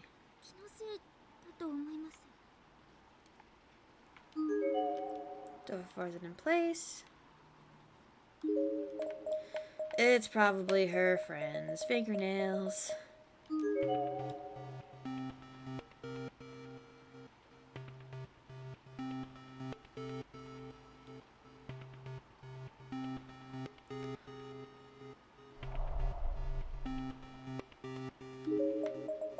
Let's check all the halls and rooms again.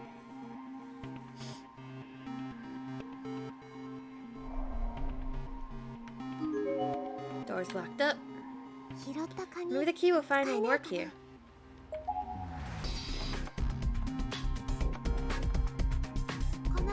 No good. Alright.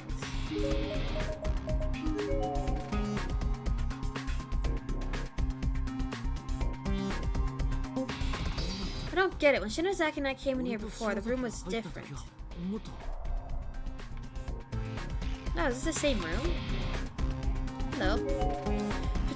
Partially decomposed body corpse of a student, judged by its size and uniform, male middle school student. The back of it says seems to be completely smashed in, suggesting he was probably killed from behind with a blunt object. Takini Municipal Middle School. Taru Arai. It's like someone used a shard of glass or something to carve a message into the teacher's podium. To any and all Takane Middle School students, I'm okay. I'm going to find Kyogo. If you're reading the...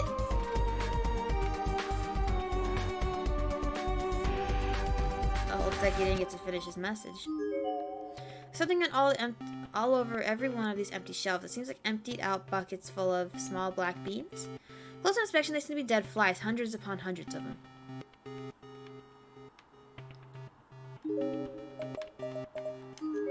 Let's keep looking.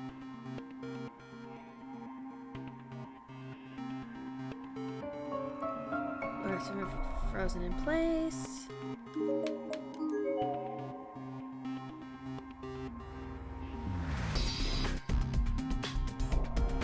Nothing.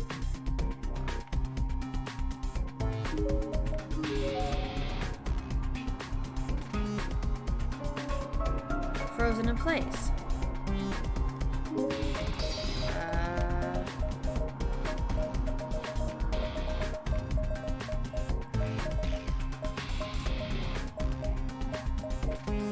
Where do we go then?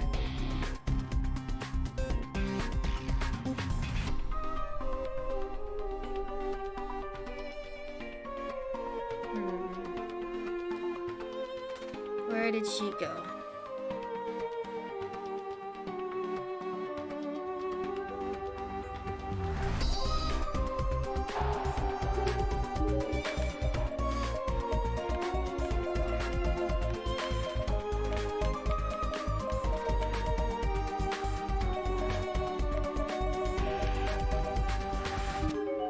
The place we can check is the pool.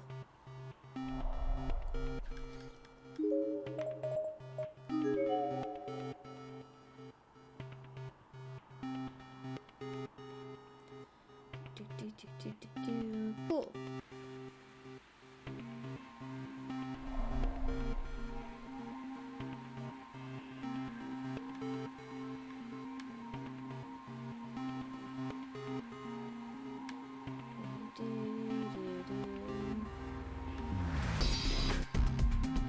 Oh, there's just straight up nothing here.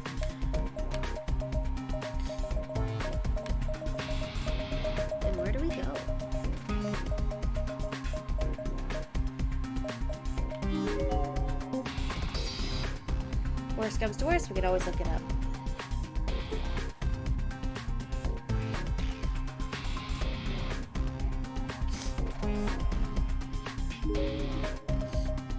Don't go here, can't go that way.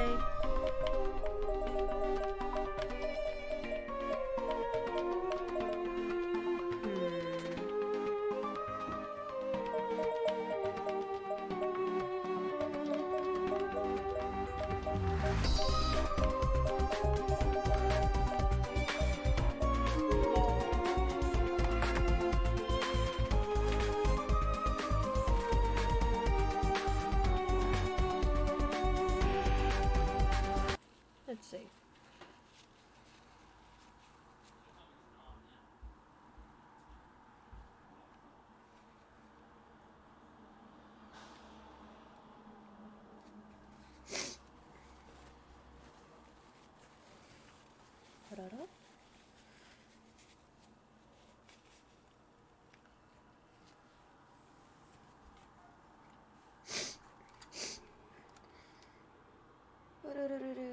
Up to some events.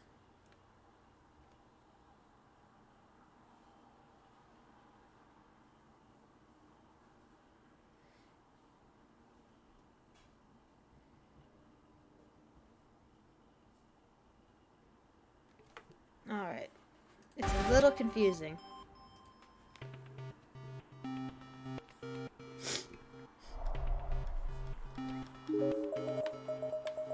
So we were close to where we were supposed to be.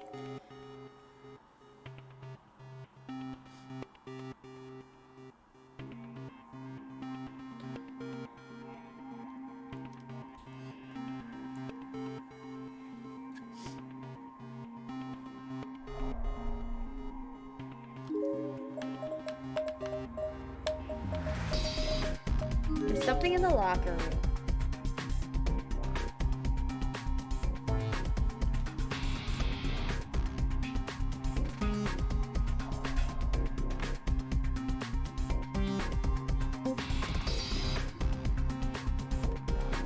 Oh, here it is. Scott manages that we use to tie up Nana. Can we not take them yet?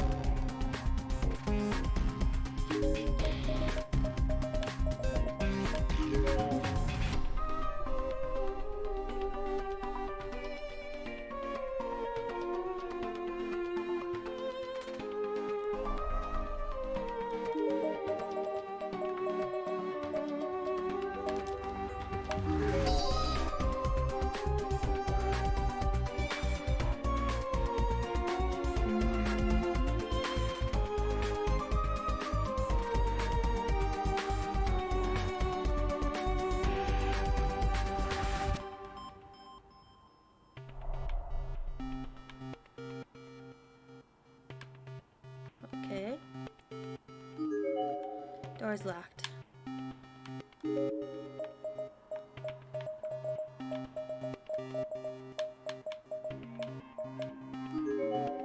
It doesn't seem to want to trigger the flag.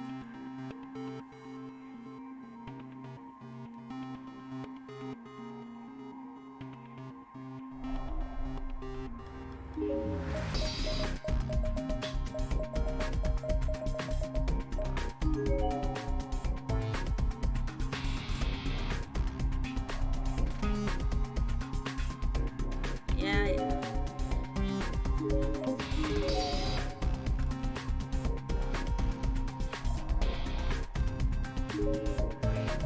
Do we seriously have to... Okay, we did that.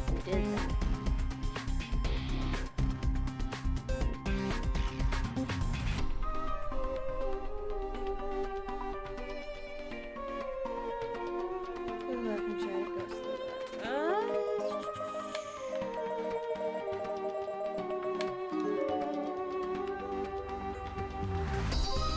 Speed up button?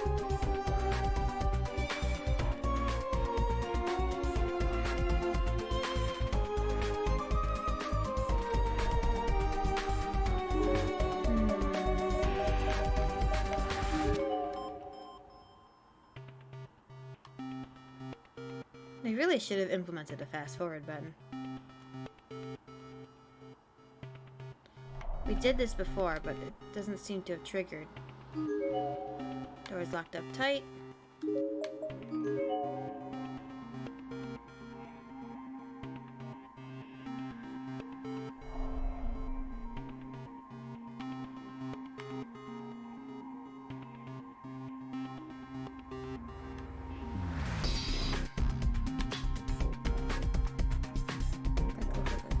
Okay.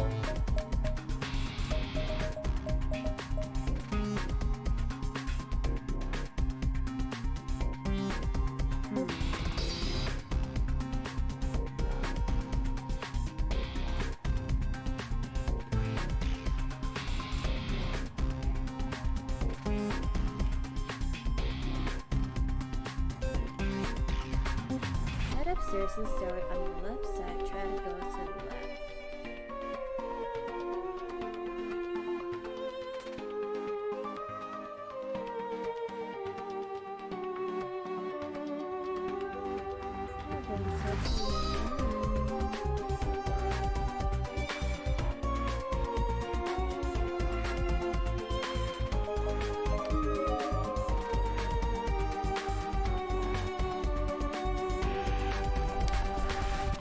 Okay, something is clearly wrong here. Inventory.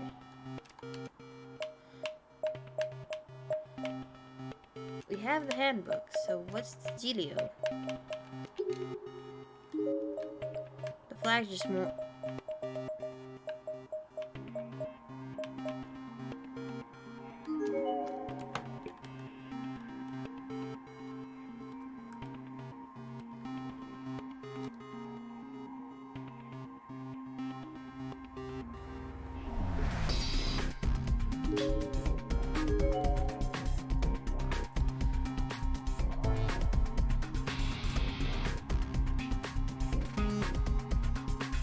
Okay.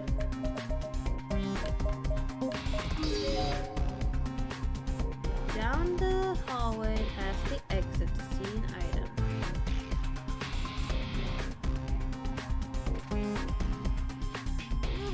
There we go. Managed to make it work. What's that? Can't really make it out very well, but something down there is definitely reflecting light. What if we can get to it? I seriously doubt it.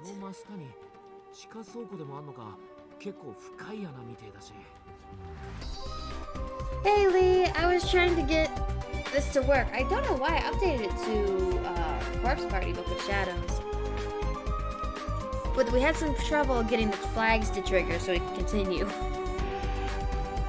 I have a bit of a cold. I seriously doubt this hole looks like it doesn't have a bottom for a while. This could be a whole storage house down here. Maybe if we had some kind of ladder or rope.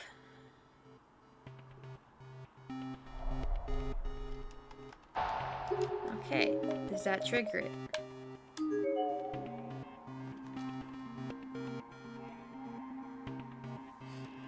Mayuuuuuu's doing pretty well so far. Gauze bandages. Maybe we could use these as a makeshift rope. Take the bandages. Got out the loose bandages and hand them to Kishinuma. Kishinuma then obediently pulled them taut in a few places to test their tensile strength. It's definitely going to be enough to work with, and as long as we fold it over enough times, I don't think there'll be any risk of it tearing. There are two strips too, we could probably twist them together, and the end result should be about as sturdy as a real rope too. And so we folded both strips of gauze in half and twisted the two double-ply strips together to form something that resembled a braid. That's something similar to this once before when making a rope-like decoration for theater costumes, so it didn't prove it to be particularly difficult. It almost felt like rope making 101. In 10 minutes, presto, we had a do-it-yourself rope in our hands. But gauze? Gauze can't make a rope. Granted, it was pretty flimsy compared to the resin ropes you might buy at Home Center, but it seemed like it would hold one person's weight just fine.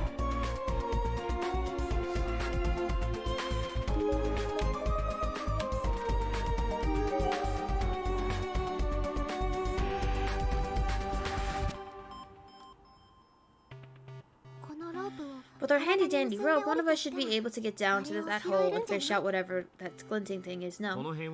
Maybe, but there's nothing to tie the rope onto on this end, so I think somebody up here is going to have to hold on to it. If Nana and I work together, we should be able to hold the rope as long enough for you to get whatever's down there climb back up. I think. So you've already decided I'm the one who's going, huh? But would the two of us really be able to hold him, though? Wouldn't it be better for the boy to hold onto the rope and one of us girls get the object? I don't know if I can do it, honestly. I'm not very good at sports or anything. Even if I made it down, I'm not sure I can climb back up. Then how about I go? You? Don't you think you'd be able to? Do you think you'd be able to? You're just bound with these bandages not too long ago and almost died. Would you really want to have them tied around your body again? I should be fine. I'll do whatever I have to if it means I can see Nari and the others again. Most of her friends are already kind of dead. I can relate. I'll do whatever I have to in order to see Shig again, too. You're really brave, Nana. Especially for you how young you are. It's kind of incredible. Kishinuma, I really think I should be the one to go. Shig, everyone always bends over backwards to help me. From Shig's point of view, I must really seem like a helpless child sometimes. But just this once, I want to be the reliable one. I want to protect Nana and lead her home safely. I don't really mind either way, honestly. Step up. You want to be the cool girl, Mario? You do it. Okay, that should do it. Isn't it a little tight? It's hurting my stomach. Better than slipping up and falling, isn't it? Yeah, that's true. Alright, lower me down slowly, okay? Please be careful, Mayu. I've tied some knots at regular intervals that make it easier for you to climb back up. That sounds great. Thanks, Nana.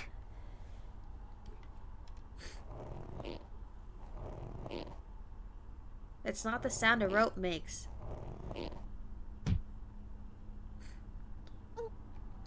And here we go. I made it. Everything okay? How does it look down there? It's kind of dark and there's a really nasty smell.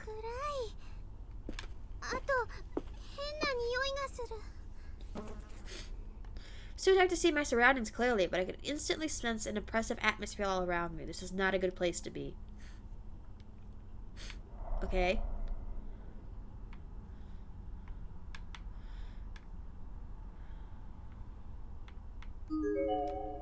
Large number of dead bodies. Most of these people died long ago, having decayed into proper skeletons. But a small handful seem fresh, as if they were alive only yesterday. Oh, here too, huh?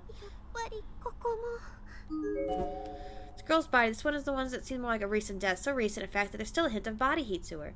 All her fingers have been cut off, and her tongue seems to have been removed as well. Her student ID tag clearly displays on her name tag. Hikari Kiwigami. This is the same uniform as the one Nana wears. When she rescued, she called out several times. Wasn't one of them Hikari? I don't think I could bring myself to tell Nana about this. I mean, Mayu already kind of took a fear poop because she said she was so scared. Which I guess, but would you really want to go to the bathroom in this kind of place? There's something on the ground next to Hikari's body, reflecting what little light there is down here. Is this what we saw from above? It's a small glass bottle filled with about 2/3 marked with a clear liquid. Wonder what this is. Looks like it could be water. Having acquired this item we sought and not wanting to stay in the hole even a moment longer than I had to, I gave the rope a triumphant tug. Kishinuma, I got it. Nice going, Shizumoto, so now get the hell out of there. Or do you want me to pull you up? No, it should be fine. It's not even 10 meters deep down here. I can climb it.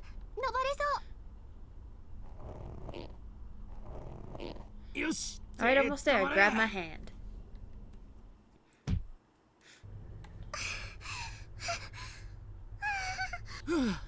Nice job climbing out of there.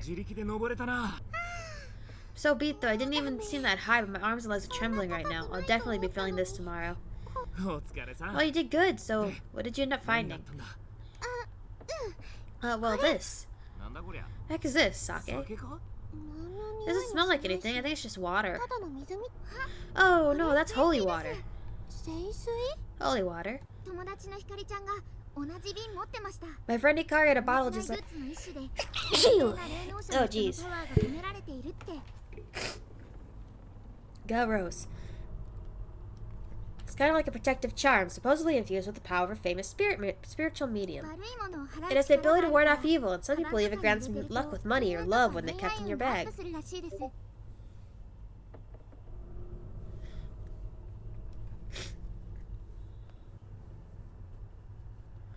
I can kind of read what you're saying. I don't know if it's like locking you out, though. I see that it's not the sound of ropes and then what you said afterward with the face. But that's as much as I see so far. Is the ability to ward off evil? Yeah. Sounds pretty sketchy to me. No, it's totally legit. It's been endorsed by the spirit medium who appears on TV, Naho Sayanoki. Sayanoki? Oh yeah, her. I guess if she says it's the real deal, then it's possible there may be something to it. You heard of her, Kishinu, but I'm a little surprised by that, I have to admit. Is this something you can buy? You can get it online, but in Hikari's case, her dad works for the TV station and got a bottle of it directly from Naho after taping. Do you think this could be Hikari's bottle? Don't tell me Hikari's down there. I don't know. Maybe it's someone else's, or maybe Hikari dropped her bottle down the hole. Sarah's really into this stuff too. There are probably a lot of girls who bought these. Yeah, you're probably right. Well, 2 of her, like, 4 friends are dead. Okay, where do we go?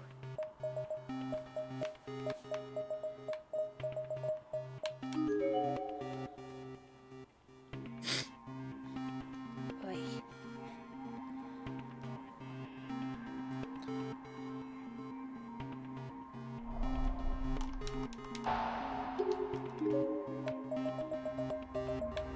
Did we get into the science lab yet?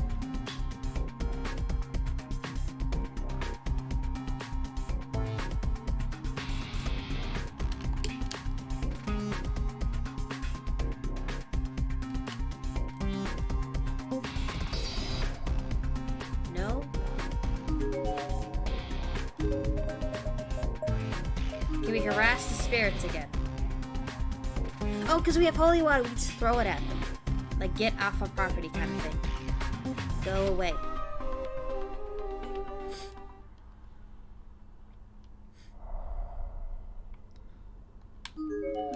I know she'll accept me. Dang it all. Doesn't it look like they'll be letting us through too easily? Shame there aren't any real flames, so we could just douse them with water.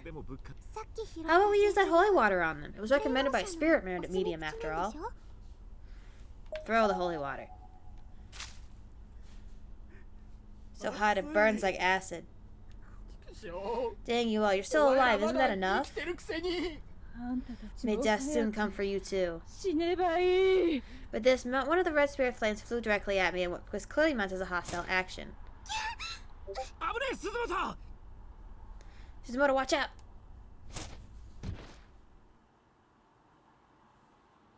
Kishimoto quickly leapt in front of me, hands out, taking the full brunt of the spirit's attack in my place, and all 3 flames simply disappeared. You dead? Please take it easy, I'm fine. I just burned my hand a little, that's all. So sorry. Should have been paying close attention. I've got some stick-on bandages in my bag somewhere. Let's see. Huh? What?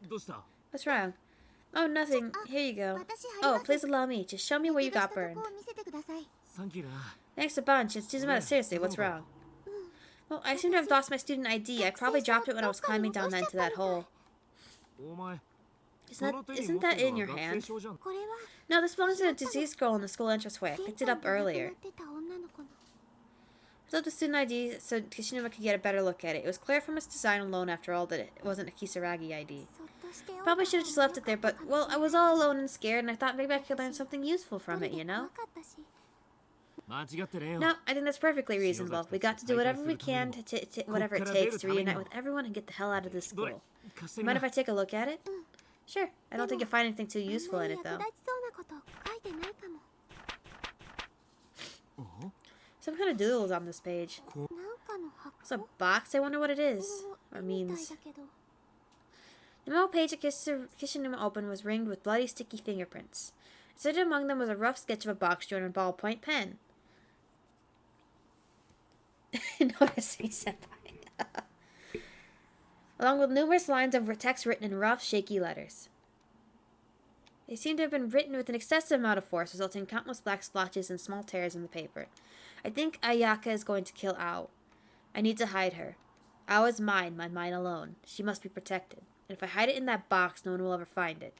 Ao, I love you so much. The words are written over and over again, with the ink getting blotchier and more haphazard each time. Isn't that box in the picture look an awful lot like this one? I mean, I think we found it far from the entranceway, but still. I have a coldly, as you could probably hear. I know, lady. You're right, it really does. Isn't this a keyhole? Oh, hey, you're right. I wonder if... Maybe this key I found will fit the lock.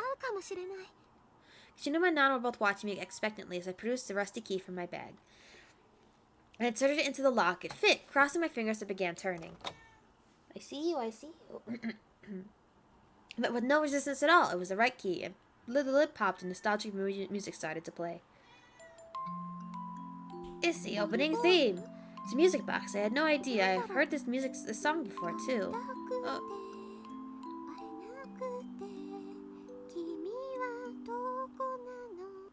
This is not the time or place for karaoke. Sorry. Shinra took the music box from my hand with a sort of dervious smile on his face. So something inside this box then, right? No good. It's too tight a squeeze. My fingers won't fit. Try turning it upside down and shaking it. Something came out, but it's another key, huh? Who has a key behind a lock? But this means we can probably open some door now that we previously couldn't.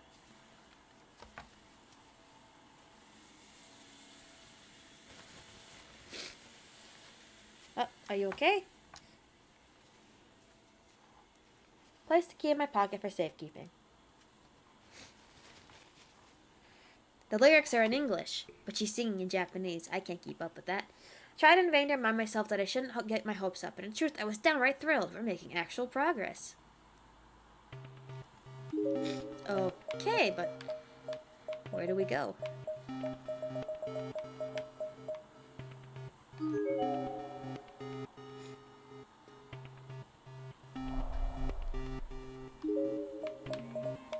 Let's try the reference room. They kicked us out last time. Meow meow.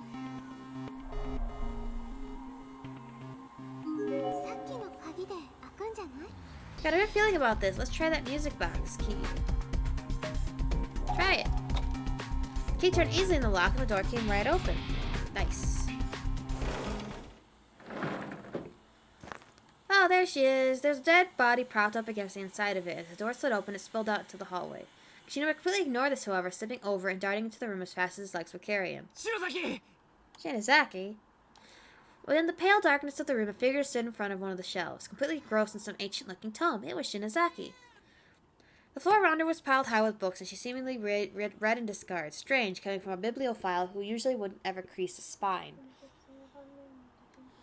The curve on the other side caused a turnover on the 9-ball joints that looked like fish in the hourglass geogly?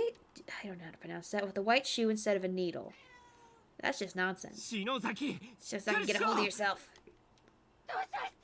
No talking, it's a library. Honestly, what do you and cultured troglodytes hope to accomplish in here with your worthless gossip, huh?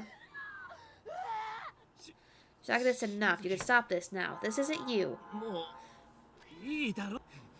You're in pain, right? Whatever loose soul is in control of Shinozaki, I'm calling you out. Get the hell out of her right this instant, you hear me? She's ours. I'm gonna make this body mine. Not a chance. I'm much better at using her than both of you combined. It's only when we're inside this person that our pain subsides, so please, won't you let us have her? Give her to us, please. What if we save you? We'll help you get out of the school life, and in exchange... Shut up, you selfish bastards. Look, I sympathize with you, I really do. Dying in here must be like a never-ending nightmare. But how does that give you the right to use Shinozaki's like she's some kind of tool? She's a living being with a mind of her own. If they could actually get us out and we sacrifice Ayumi, we could save ourselves like the rest of the bad endings, and on top of that, not have to do the third game. Oh, ye sound of mind. Of sound mind. We're in pain, we're in agony, we're cold and hungry and mad, but you're still blessed with life, don't you understand? I don't give a shit about any of that. All I know is you can't have Shinozaki. I will never ever let you have her. What the hell is the ringing in my ears? Is it bugs? Is it bugs? From there, Ayumi took a sudden turn for the worse. Tossing aside the book she was reading, she began punching herself in the head with both hands. So quiet in here too, but you just look what colors have been let in now. Silver, huh? Green, maybe? Stop this, Shinozaki. It was yellow. Shinozaki. Brother said you're late. I'm so hungry. It's been so long since my last meal. Nina sealed me up in here, you see, and I haven't had a single bite since then. Not a single bite. Nothing at all. Oh, are you the spirit that wrote on the wall how the meat was tasty? Brother, you look so delicious, brother. Is it strange that I want to kill you and taste your succulent flesh? Yeah, it is. Cut it out for Shinozaki. I'm not your brothers, for starters. Welcome home, brother. Miki, you're here again. Weird place for a flashback, but okay. You know, your selfish little sister just stops by just to make you dinner, and that's how you greet her. You've been eating your meals every day, brother? More or less, yes. Some prepackaged convenience store food here, a school lunch there. Just as I feared then, you're going like that and your health will deteriorate in no time. Well, you sit tight, I'll make you a fine meal right now. Whatever would you do without me? How's school going? I hear you've gotten hanging out with a boy named Mochita and a girl named Shinozaki. What kind of people are they? Everything's gonna be okay, I know it. Dad'll come around one of these days. Just be patient, okay, brother? Stop it.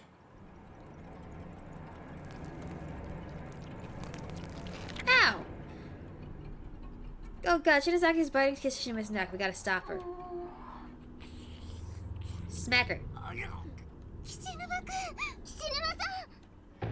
Psst. The two of us made a mad dash for Kishinuma, intending to pry Yumi away from him through any means possible. To my astonishment, he met our panicked gaze with a stern, let me handle the slug, reinforcing the message by raising his hand in a stop motion. Oh yeah, this is when he hugs her. Well, I did not expect that. The circumstances were different. This could be the start of a really heartwarming romantic scene.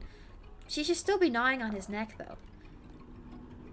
Kishinuma grabbed Shinozaki and hugged her tightly. Come back to me, please, even though I really prefer if we didn't, but you know. You aren't any of these people. You're Ayumi Shinozaki, dang it. So warm. Bit by bit, I could see the expression on Shinozaki's face change. Her crazy, possessed sneer gradually gave way to a blank, dazed contentment that slowly but surely began sparking back with life back once more. And though it was nearly why are these big words? I could swear I saw a smile starting to form on her lips. Kishinuma. For a few long moments, Shinozaki stared into Kishinuma's eyes, and in an instant realization her face turned beet red. I recall the phrase, "Oh crap," drifting through my head for a split second, and then... What the hell are you doing? Ow. What are you trying to pull here, pervert? Get away from me. Shinozaki. What is wrong with you? You had me worried there, but well, I'm glad you're back. Shinuma, are you alright? No, wait, where am I? Yeah, she's very mad, and I don't know why. Do you really want out again? Then stop coming in here. You can't just keep going back and forth. No. Choose one, not both.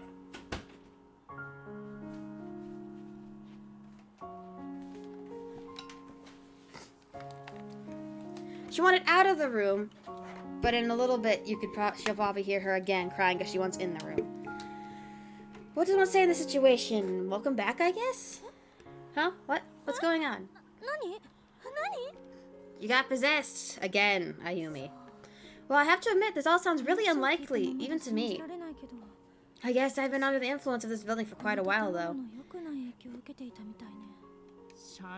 Yeah, let me tell you, we were getting pretty violent. You were getting pretty violent there. How did you get in here anyway? This room's been locked since we showed up. I have no idea. But then we are in a building that can change its layout at will. I guess pretty much anything is fair game in these closed spaces. It almost feels like this school takes pleasure in making the most unlikely events happen at random. I suppose when you're dealing with the supernatural, you're likely to deal with something that's scientifically unlikely, so best not to rely on logic. It's starting to go over my head there. It's almost sound like I'm talking to your sister. Attention would be easy to deal with, but she's just spoiled. Well, let's put it this way. There's no way of knowing what's going to happen in this school. So listen carefully. We have exactly 3 objectives in here. First, we need to look into the reasons why this place is the way it is. Specifically, we need to find out more about the beings who control it. Then we need to interact with these beings and try to dig up some means of getting out of here alive. And finally, once we figured that out, we need to actually make it happen. That's pretty much it. Well, you're in full class rep mode right now. Yep, she sure is, but aren't you forgetting the most important objectives, Shinozaki? I think she is, finding all our friends safe and sound. Oh yeah, good point. That should be our first step for sure. Once we find Mayuuuuuu, Machida, and the others, then we can work on the rest. Dang straight. And add Osagahara's friends to the mix and we'll be so strong that nothing can stop us, right? Right.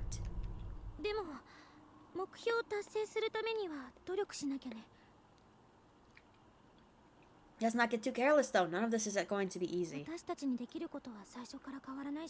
only so much we can do in here, and that's not likely to change. But now I suggest we investigate our surroundings as thoroughly as possible. Leave no stone unturned. And don't give up or give in, no matter what. I mean, don't get me wrong, I'm scared to death right now. But I'm not going to let that stop me. Don't worry, we'll be behind you all the way. We could get through this together. At this, Hishinuma stood up and began scanning his eyes over the nearby shelves. Since we're here anyway, how about we start checking the clues in this room? It's a reference room after all, there's bound to be something worthwhile.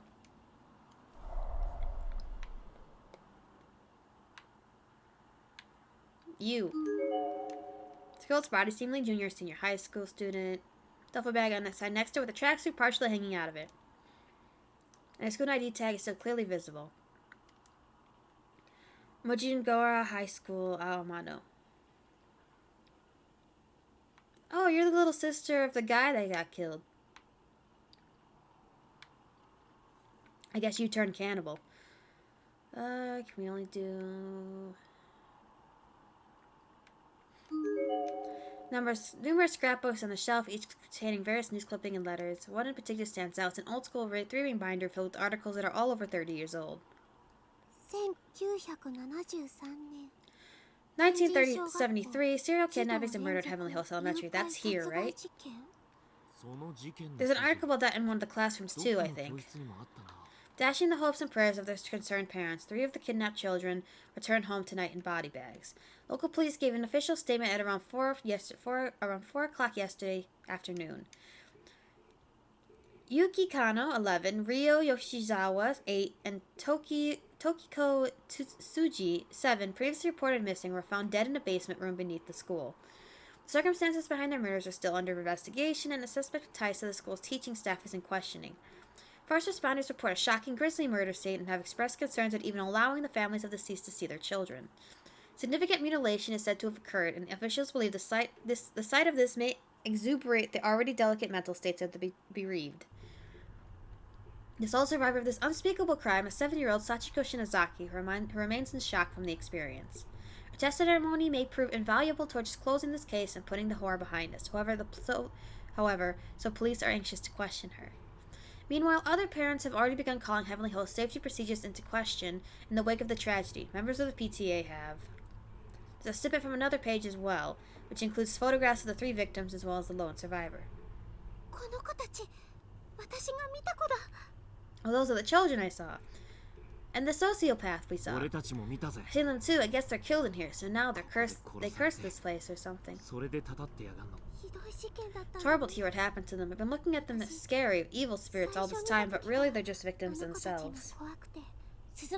Be careful, Suzumoto. Compassion can be dangerous in a place like this. It's not unheard of for a spirit to lose its sense of humanity after dying. In other words, these kids aren't necessarily going to play nice with living beings anymore. What do you think happened to the murderer? Here we go. They talk about him in this one. Accused child murderer commits suicide. The 32-year-old... Oh, wait. This happens a lot. Nope. Stop it.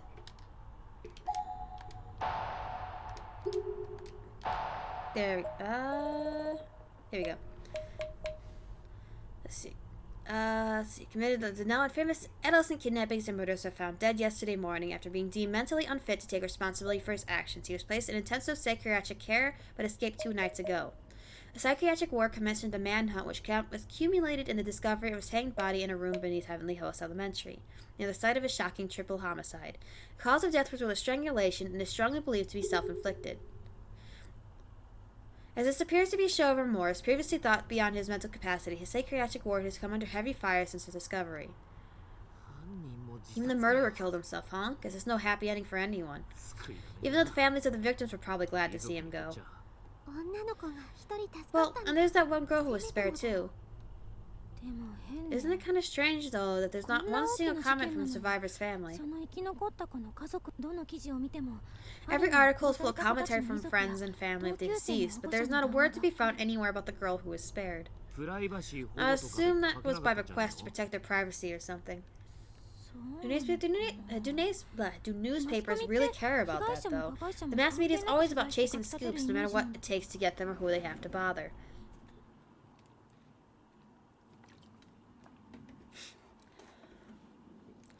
Alright, Moe, I'll tell you how this chapter goes. I think we're nearing the end because we're running out of things to do. And then we'll probably continue on another day for like chapter 3. Dr. Tomokichi's Fukurai's research records. Mesmer's magnetism. Correspondence with Anna Springle. Seraphita. Malleus Maleficarum. Voynich manuscript. Records of psychic phenomena, letters to and from magic societies, classic mystery novels. Not your typical elementary school reading material. There are no serial numbers or library cards or anything on them, though, so they're probably not the school's. That's true, maybe they were brought in by other victims who got trapped here. Actually, it looks like there's a name stamp on most of these. Kibiki? Is that how you read these kanji? Wait, Kabiki? Oh, you're right, I recognize that name. You know the paranormalist Naho Sarinoki? Kao Kabiki is her mentor. He's a journalist. Have a good day, Lee. So that means Mr. Kabiki is in here too, I guess. But why? Nothing on the shelf. Nothing on the shelf is particularly relevant. Nothing is relevant.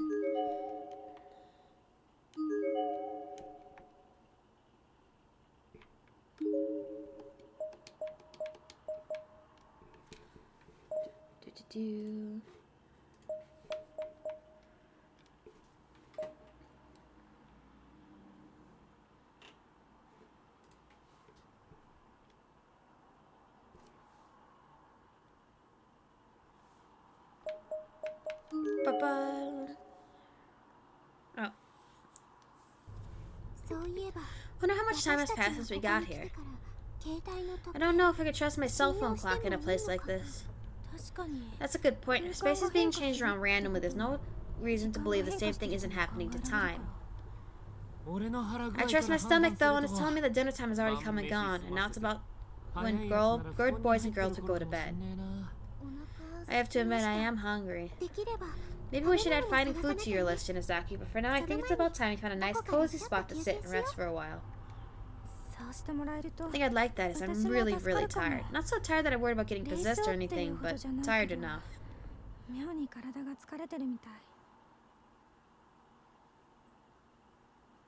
Okay. And so the four of us headed to the safest spots we can think of, setting in for a bed to help calm our spirits and refresh our bodies. Almost immediately, both Kishinuma and Shinozaki sat down, closed their eyes, and fell fast asleep. Understandable, considering what they just experienced. Out like a light, both of them. They must be exhausted. Kishinuma went a great deal of turmoil to save Ayumi, after all. Aren't you tired too? I am, but I just can't bring myself to sleep. My mind keeps racing. I wonder what Nari and the others are doing right now. I feel like I need to be ready to run out after them at a moment's notice. I know what you're thinking, where you're coming from. I get the same feeling when I think of Shig. I wish I could see his face right now, you know? Nana, what happened to your legs? その足 Felt a chill in my stomach as soon as I saw it. They were under the same bruise markings around Nana's slender thighs that I'd seen before, but they become much darker in color. They looked pink originally, as if she just rubbed her skin against something, but now they were a deep dark purple, the color of grapes. 大丈夫 Are you alright? Does it hurt? Huh? You mean the bruises? They've been there since before. そうじゃなくて Yeah, but they're darker now. 本当だ Oh, you're right. What a weird color. What's happening? 内出血 Probably して just た changed color over time from the blood rushing to the surface. I doubt it's anything to worry about. Sorry. でも Just hope it doesn't leave a scar. ナナちゃん True, you have 美脚だ beautiful もんね legs after all. そん Oh, なことないです please. よ No, I don't. スタイル良く I'm て jealous. You're so 羨 thin ま and しいな gorgeous. If I were as tall as you, Shig and I would surely look a lot more natural ナナちゃん together. と身長があったら彼氏さんで To すか see your boyfriend. Nothing quite like that. I guess you could say he's just really important to me. 大いつも近く He に always いてくれ stands by て me, accepts me for who I am 私の despite ダ all メ my な部分も flaws, 受け入れてく and れ always supports me in whatever I choose to 素 do. 敵な人なんですね He sounds wonderful. 私にとってはね Yeah, I'm not saying this because we're in the 同じ same 演 drama 劇 club, 部 but だ he's から like って some わ kind of けじゃない prince. けど Though if you ask Kishinuma, he's like an 王子様なんだよ。 evil wizard. Kishinuma has a thing for Mayuuuuuu, doesn't he? やっぱりあゆみさんのことあれ Oh, does that bother you? Are you taking an 照れ interest, ちゃってば perhaps? あ違い No, ます no, no, nothing like そういうん that. じゃ全然 Everyone likes Kishinuma. ごめん He, お sorry, 約束だ had か to ら ask. ついでも実際の Actually, とこ Kishinuma's got it pretty rough. He's got a rival for 厳 Shinazaki's しい affections. 状況なのよねお似合いな Aw, のに but they look so cute together. 似た者同士 They're a だも lot ん alike in many ways, particularly in their complete inability to be honest about how they 特 feel. にまゆさんも I'll bet it's a lot like you and you were with 森重さんの前 Morishige, では isn't 素直になれ it? なかったりするんですかだから Oh, come on. I already told you it's not like that with そういう us. 人じゃないってばもう But it could be. でも Though I guess I really don't know how to classify the way I feel. I mean, when I do finally see Shig, how should I react? What do I want to do to him? Or what do I want him to どうしたらいい do? んだろう岸沼くんみたいに Do I want him to pull me into his arms like Shinuma did with Shinazaki? Or do I want him to pat me on the head and tell me I did good? あやっぱり実際 Guess I won't really know until the time わかん comes. ないや If it comes. 会えますよきっと It'll come, just like when it did for 岸 Kishinuma 沼 and さんがあゆ Ayumi. みさんに会えたみたいに Thanks. ありがとう持田くんも Oh, Mochida's able to reunite with Yuka and Nakashima too, and Miss Yui and Shinohara. 先生もみんなで帰って Well, I'll meet up and go back home and properly exchange that photo we took together after the culture festival. 私も I really want to see my み friends ん too. なと会いたいな Your friends are kinda dead. Oh, I'm sorry. I just been thinking about myself all this 私 time. ってば自分の話ばっかI 私ちょ think っと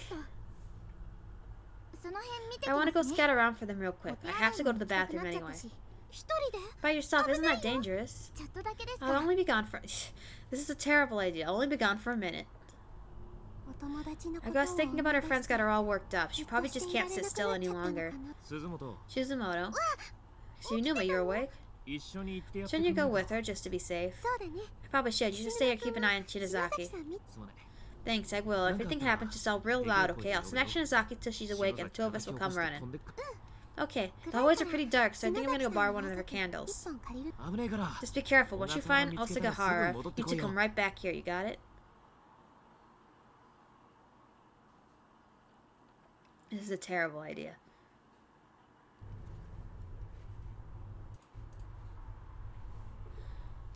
Let's get that out of the way. The bathroom felt empty. There was no indication of Nana's presence whatsoever. Maybe we passed each other without realizing it?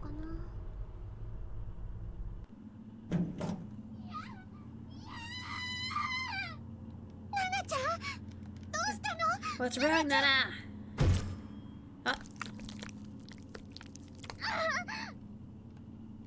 Sound that echoed through the hall was like that of a butcher slicing up a large chunk of meat, bone and all. And this sound is accompanied by the dimly lit figure of Nana sprawled out on the floor in front of me. Or rather, part of Nana. It was really just the top half of her body, severed cleanly at the thigh. Her legs were completely gone. And the worst part is she was still fully alert and aware. My legs!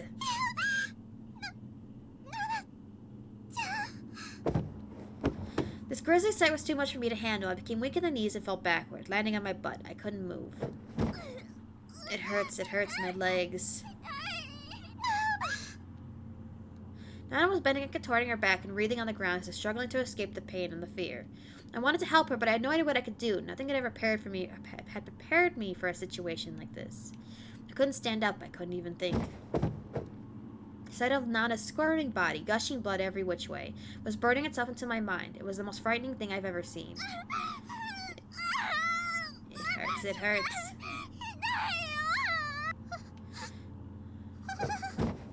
I could sense the presence of another person in the shadows just behind Nana's torso. Who was it? The darkness was all encompassing past a certain point, giving me only the vaguest notion of a human silhouette within a inky black void. Ooh, the medicine might have been a bit too strong. Who's there? That's the locker room. No, wait, it's not. Where is this? What's back there? That door should have led to the pool locker room, but the lighting or lack of it was completely wrong. There was also an indescribable foul odor wafting out from within, so powerful and revolting that I felt it could never leave my senses again. Whatever being was lurking in the shadows of that horrible room was getting closer to me, step by step. Is it Hammerman? I still couldn't make out a single feature, but frankly I didn't want to. His existence alone was threatening enough. Whoever this was, I could sense his shadowy posturing itself over Nana's head, as if preparing to swallow it whole. Like a crocodile. In fact, the shadow was beginning to resemble a crocodile more and more. Was this even a person? Yeah, it's you. Stop, please stop. How'd you manage to do that with a hammer, though? The figure was now fully visible. It was indeed a person, I think. He grabbed Nana by the head and turned and began dragging her into the horrid room. She was clearly nearing death, as it took everything she had to scream in protest. Her voice was getting weaker and writhing less pronounced. I couldn't even imagine how painful it was to have one severed body slowly dragged across the floor, exposed side down. It would be bad enough just to have my head held in that massive, filthy grip. No, grip wasn't the right word. It was really more like a bite. God, no, save me, please, Mayu. No. Stop, please, I don't want to die. Don't kill me. They were the most panicked, primal screams of a person's last moments on Earth. It's a sound no one should ever have to hear, much less produce. And once you hear it, it's the kind of thing you'll be hearing again for the rest of your life. Nothing could ever wipe it from your memory. It stays with you. Bye-bye, Nana. I sat there dumbfounded, so disturbed that I could barely breathe, and watched the slow slither of Nana's body as she disappeared into the unknown. It only took a few seconds for her to vanish into blackness, but those were the longest few seconds of my life. And once she was gone, only a wide swath of blood remained, tracing her path down the hall and across the hellish threshold. Nana, I have to go save her.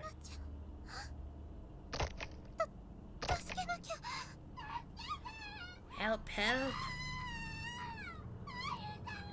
Mayuuuuuu. Gathering all my courage, I ran full speed toward the black void, but found no room to enter. Beyond the door was nothing more than a solid wall. What? No, where is she? Where is she taken? Mayu. It was just as Shinozaki had said. Right before my eyes, a human being was pulled into a space that simply no longer existed. Pulled out of reality. And yet I could still hear her. No. I can't even describe how frightened I was. All I could do was scream and take off running, away from there. Anywhere else was preferable. Why am I going this way? Nana isn't this way. She's behind me. I need to go back. I need to save her. I need to save Nana, but I'm just getting farther and farther away from her. I just can't. I can't. It's just not possible.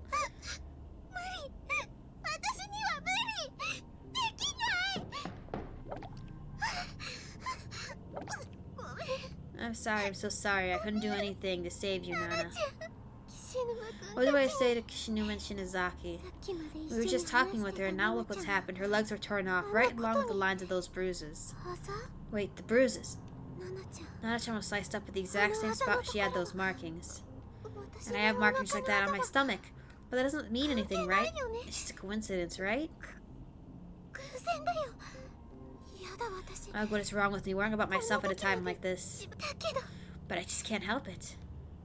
I opened my compact mirror and hesitantly brought it down on my abdomen, lifting the shirt and loosening the skirt a bit to get a better look. Oh god, no. Oh, are you just gonna like pop? That's kinda... Didn't have to look very hard.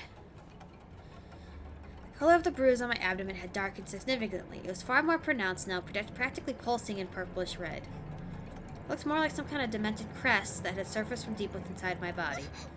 No, no. It's darker, more clearly outlined, and it looks even bigger now. What is this? Why is it here? It's just a bruise, right? Haha, I'm sure it'll just go away on its own over time if I leave it be. I just kept telling myself that. I would go one way on its own. It was nothing, and I was starting to believe it. Feeling somewhat placated, I lifted the mirror up and prepared to shut it and put it away when I caught a glimpse of something on my face. I saw fear, I saw sadness, I saw defeat, but I also saw something else. A bruise? No. At first I doubted my eyes, but I wasn't seeing things, nor was it a smudge on the mirror. It was another discolored bruise, just like the one on my abdomen. It was nowhere near as dark, but it was definitely getting there. And given enough time, it would probably get a lot darker. Why? When did this happen? When did I get this? Maybe it's just dirty. Maybe I just need to wipe it off. Tried shining it away with my finger, but all it did was make it wet. And each time I pressed down on it, the surrounding skin would turn white, creating greater contrast and making it stand out more. It wasn't going away. It wasn't going away. And if it just kept darkening, I might wind up like Nana. No, please no. Torn apart at the seams.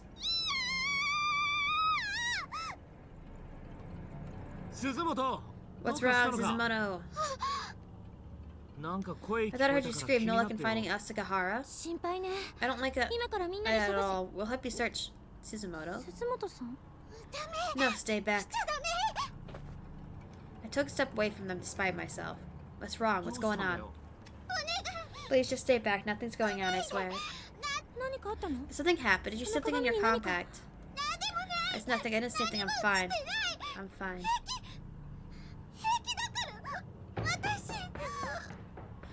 I couldn't let him see me like that. I didn't want him to see that hideous bruise. Wait a second, Suzumoto. Suzumoto, get your butt back here. Don't pull a Naomi. Naomi. What do I do? What do I do? I'm running again, but where? Where am I going? I have to get rid of this. If I can't, then I'll wind up like Nana. I have to hurry. I have to find some way of making this go away. I had some concealer in my makeup bag. Maybe I can hide it. Oh, there we go. Can't see it at all now. All I have to do is get some sleep. When I wake up, that bruise will be long gone. I know it will. Yeah, just getting all worked over nothing. It's just a little mark on my face after all. Probably just a result of all the stress I've been feeling here. Once things calm down, it'll go away for sure. That's not how bruises work, Mayu. Welcome back.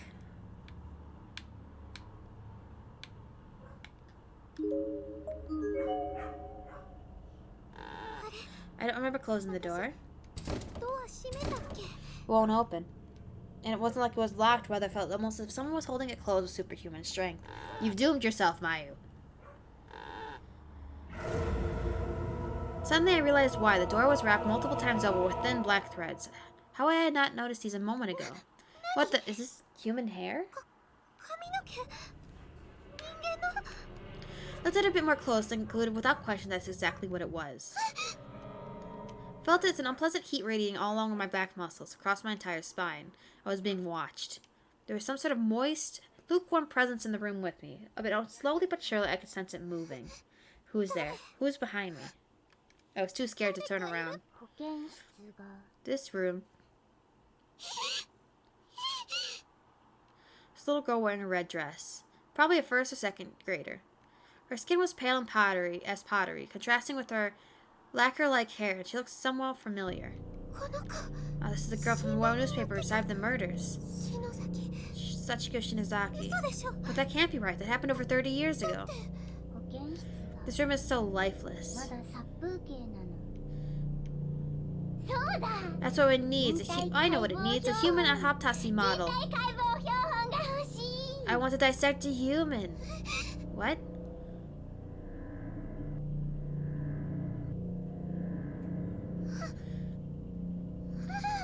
You doomed yourself, Mayo. Have you come to play with us again? No, please, no.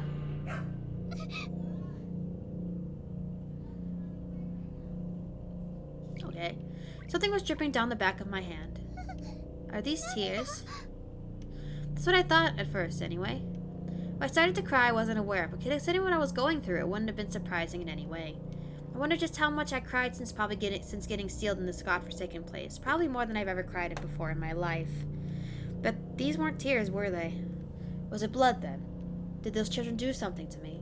Sure enough, I reached up and touched my face. My finger came out in contact with something sticky and red. What did you do to me? We didn't do anything. Sachiko's answer was cold and disinterested and came across with a crooked, weary smile. She was just a child, yet one glance from her made every hair on my body stand on end. Let me just take a look in the mirror. We'll wait, just for a little bit, though. Sachiko's face somehow made me feel as if this might be two sides to her, one gentle and one not. But regardless of which I was dealing with here, I wasn't about to go against a recommendation. I was legitimately curious myself. So I took out my compact, opened it, and... Why, no. No, please. The bruise I concealed with makeup had sprung back to the surface once again, though it could hardly be called a bruise anymore. My skin had literally split open from the inside, and blood was beginning to seep out through the pinkish fissures, bead by bead. No, this can't be happening. It can't. No. It's happening. That's all you. If you hadn't fought it, you might have been able to die quickly, but you're going to die. You're going to be torn apart along those cracks on your belly.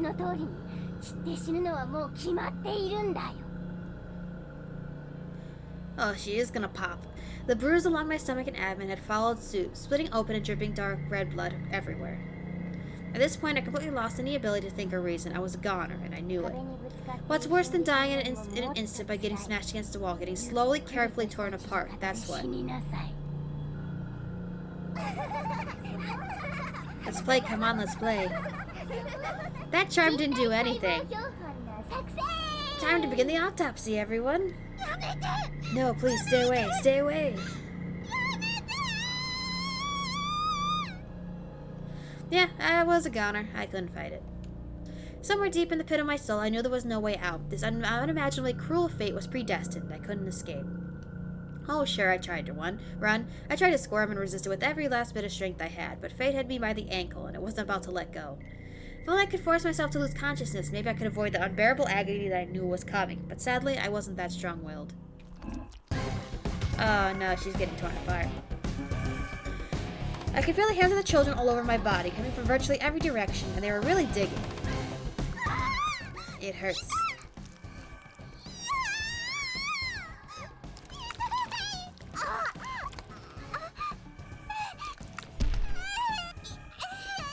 I'm dying, save me, Shig. Shig, ha, your dear Shig won't be coming to your rescue. No chance, no hope.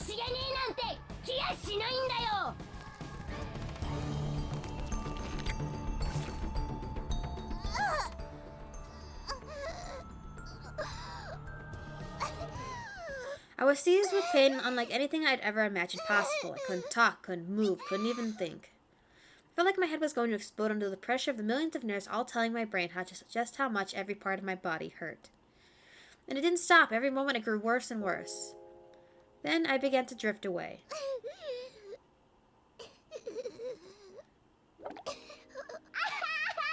What an awful scene. Let's decorate the wall and maybe the hallway outside with our new autopsy model.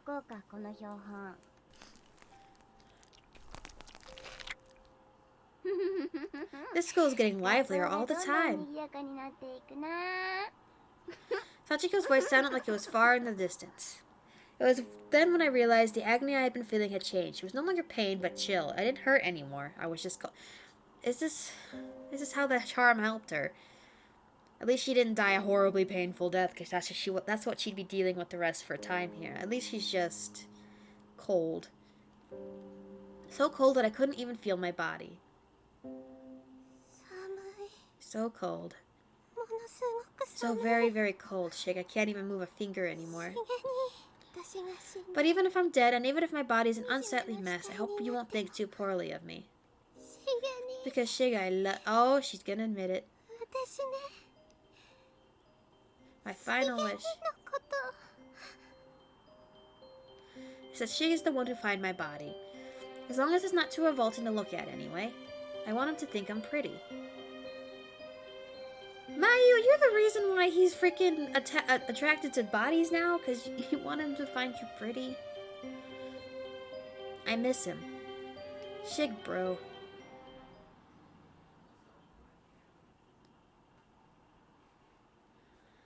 That was sad. We got more answers, but at the same time. Tough for testimonies.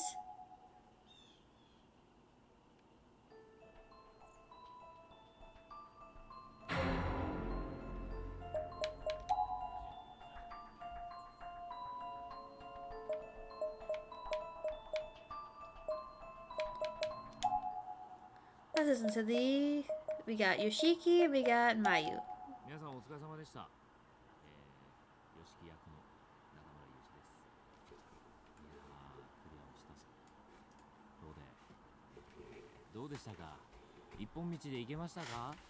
それともいろんな人がいろんなことになっちゃうパターンを見たんでしょうか？もし見てなくてですね、すんなり、割とすんなりいけちゃったなっていう人はですね、やっぱり全部見てほしいよねっていうところがありますから、僕だけじゃありません。すべての、いや違うな、何人かはね、そんなに激しくやってないんですけどね、僕らなんかはね、割と激しめのシーン、ちょっとショッキングなね、シーンをたくさんやってるんでね、そういったところもぜひ含んで楽しんでいただければいいかななんて思っておりますんで、何度も遊んでみてもらえるかな。はい、どうもありがとうございます。それではまた。And Mayu. コープスパーティーブックオブシャドウズをプレイしてくださった皆さん、どうもありがとうございます。鈴本真由役の南里優香です。皆さんプレイしてみていかがでしたか？真由としても南里優香としても久しぶりに本当に背中がゾクゾクする感じを私も味わいました。皆さんもぜひ何度もプレイして楽しんでくださいね。Alright. We got 3 out of a lot.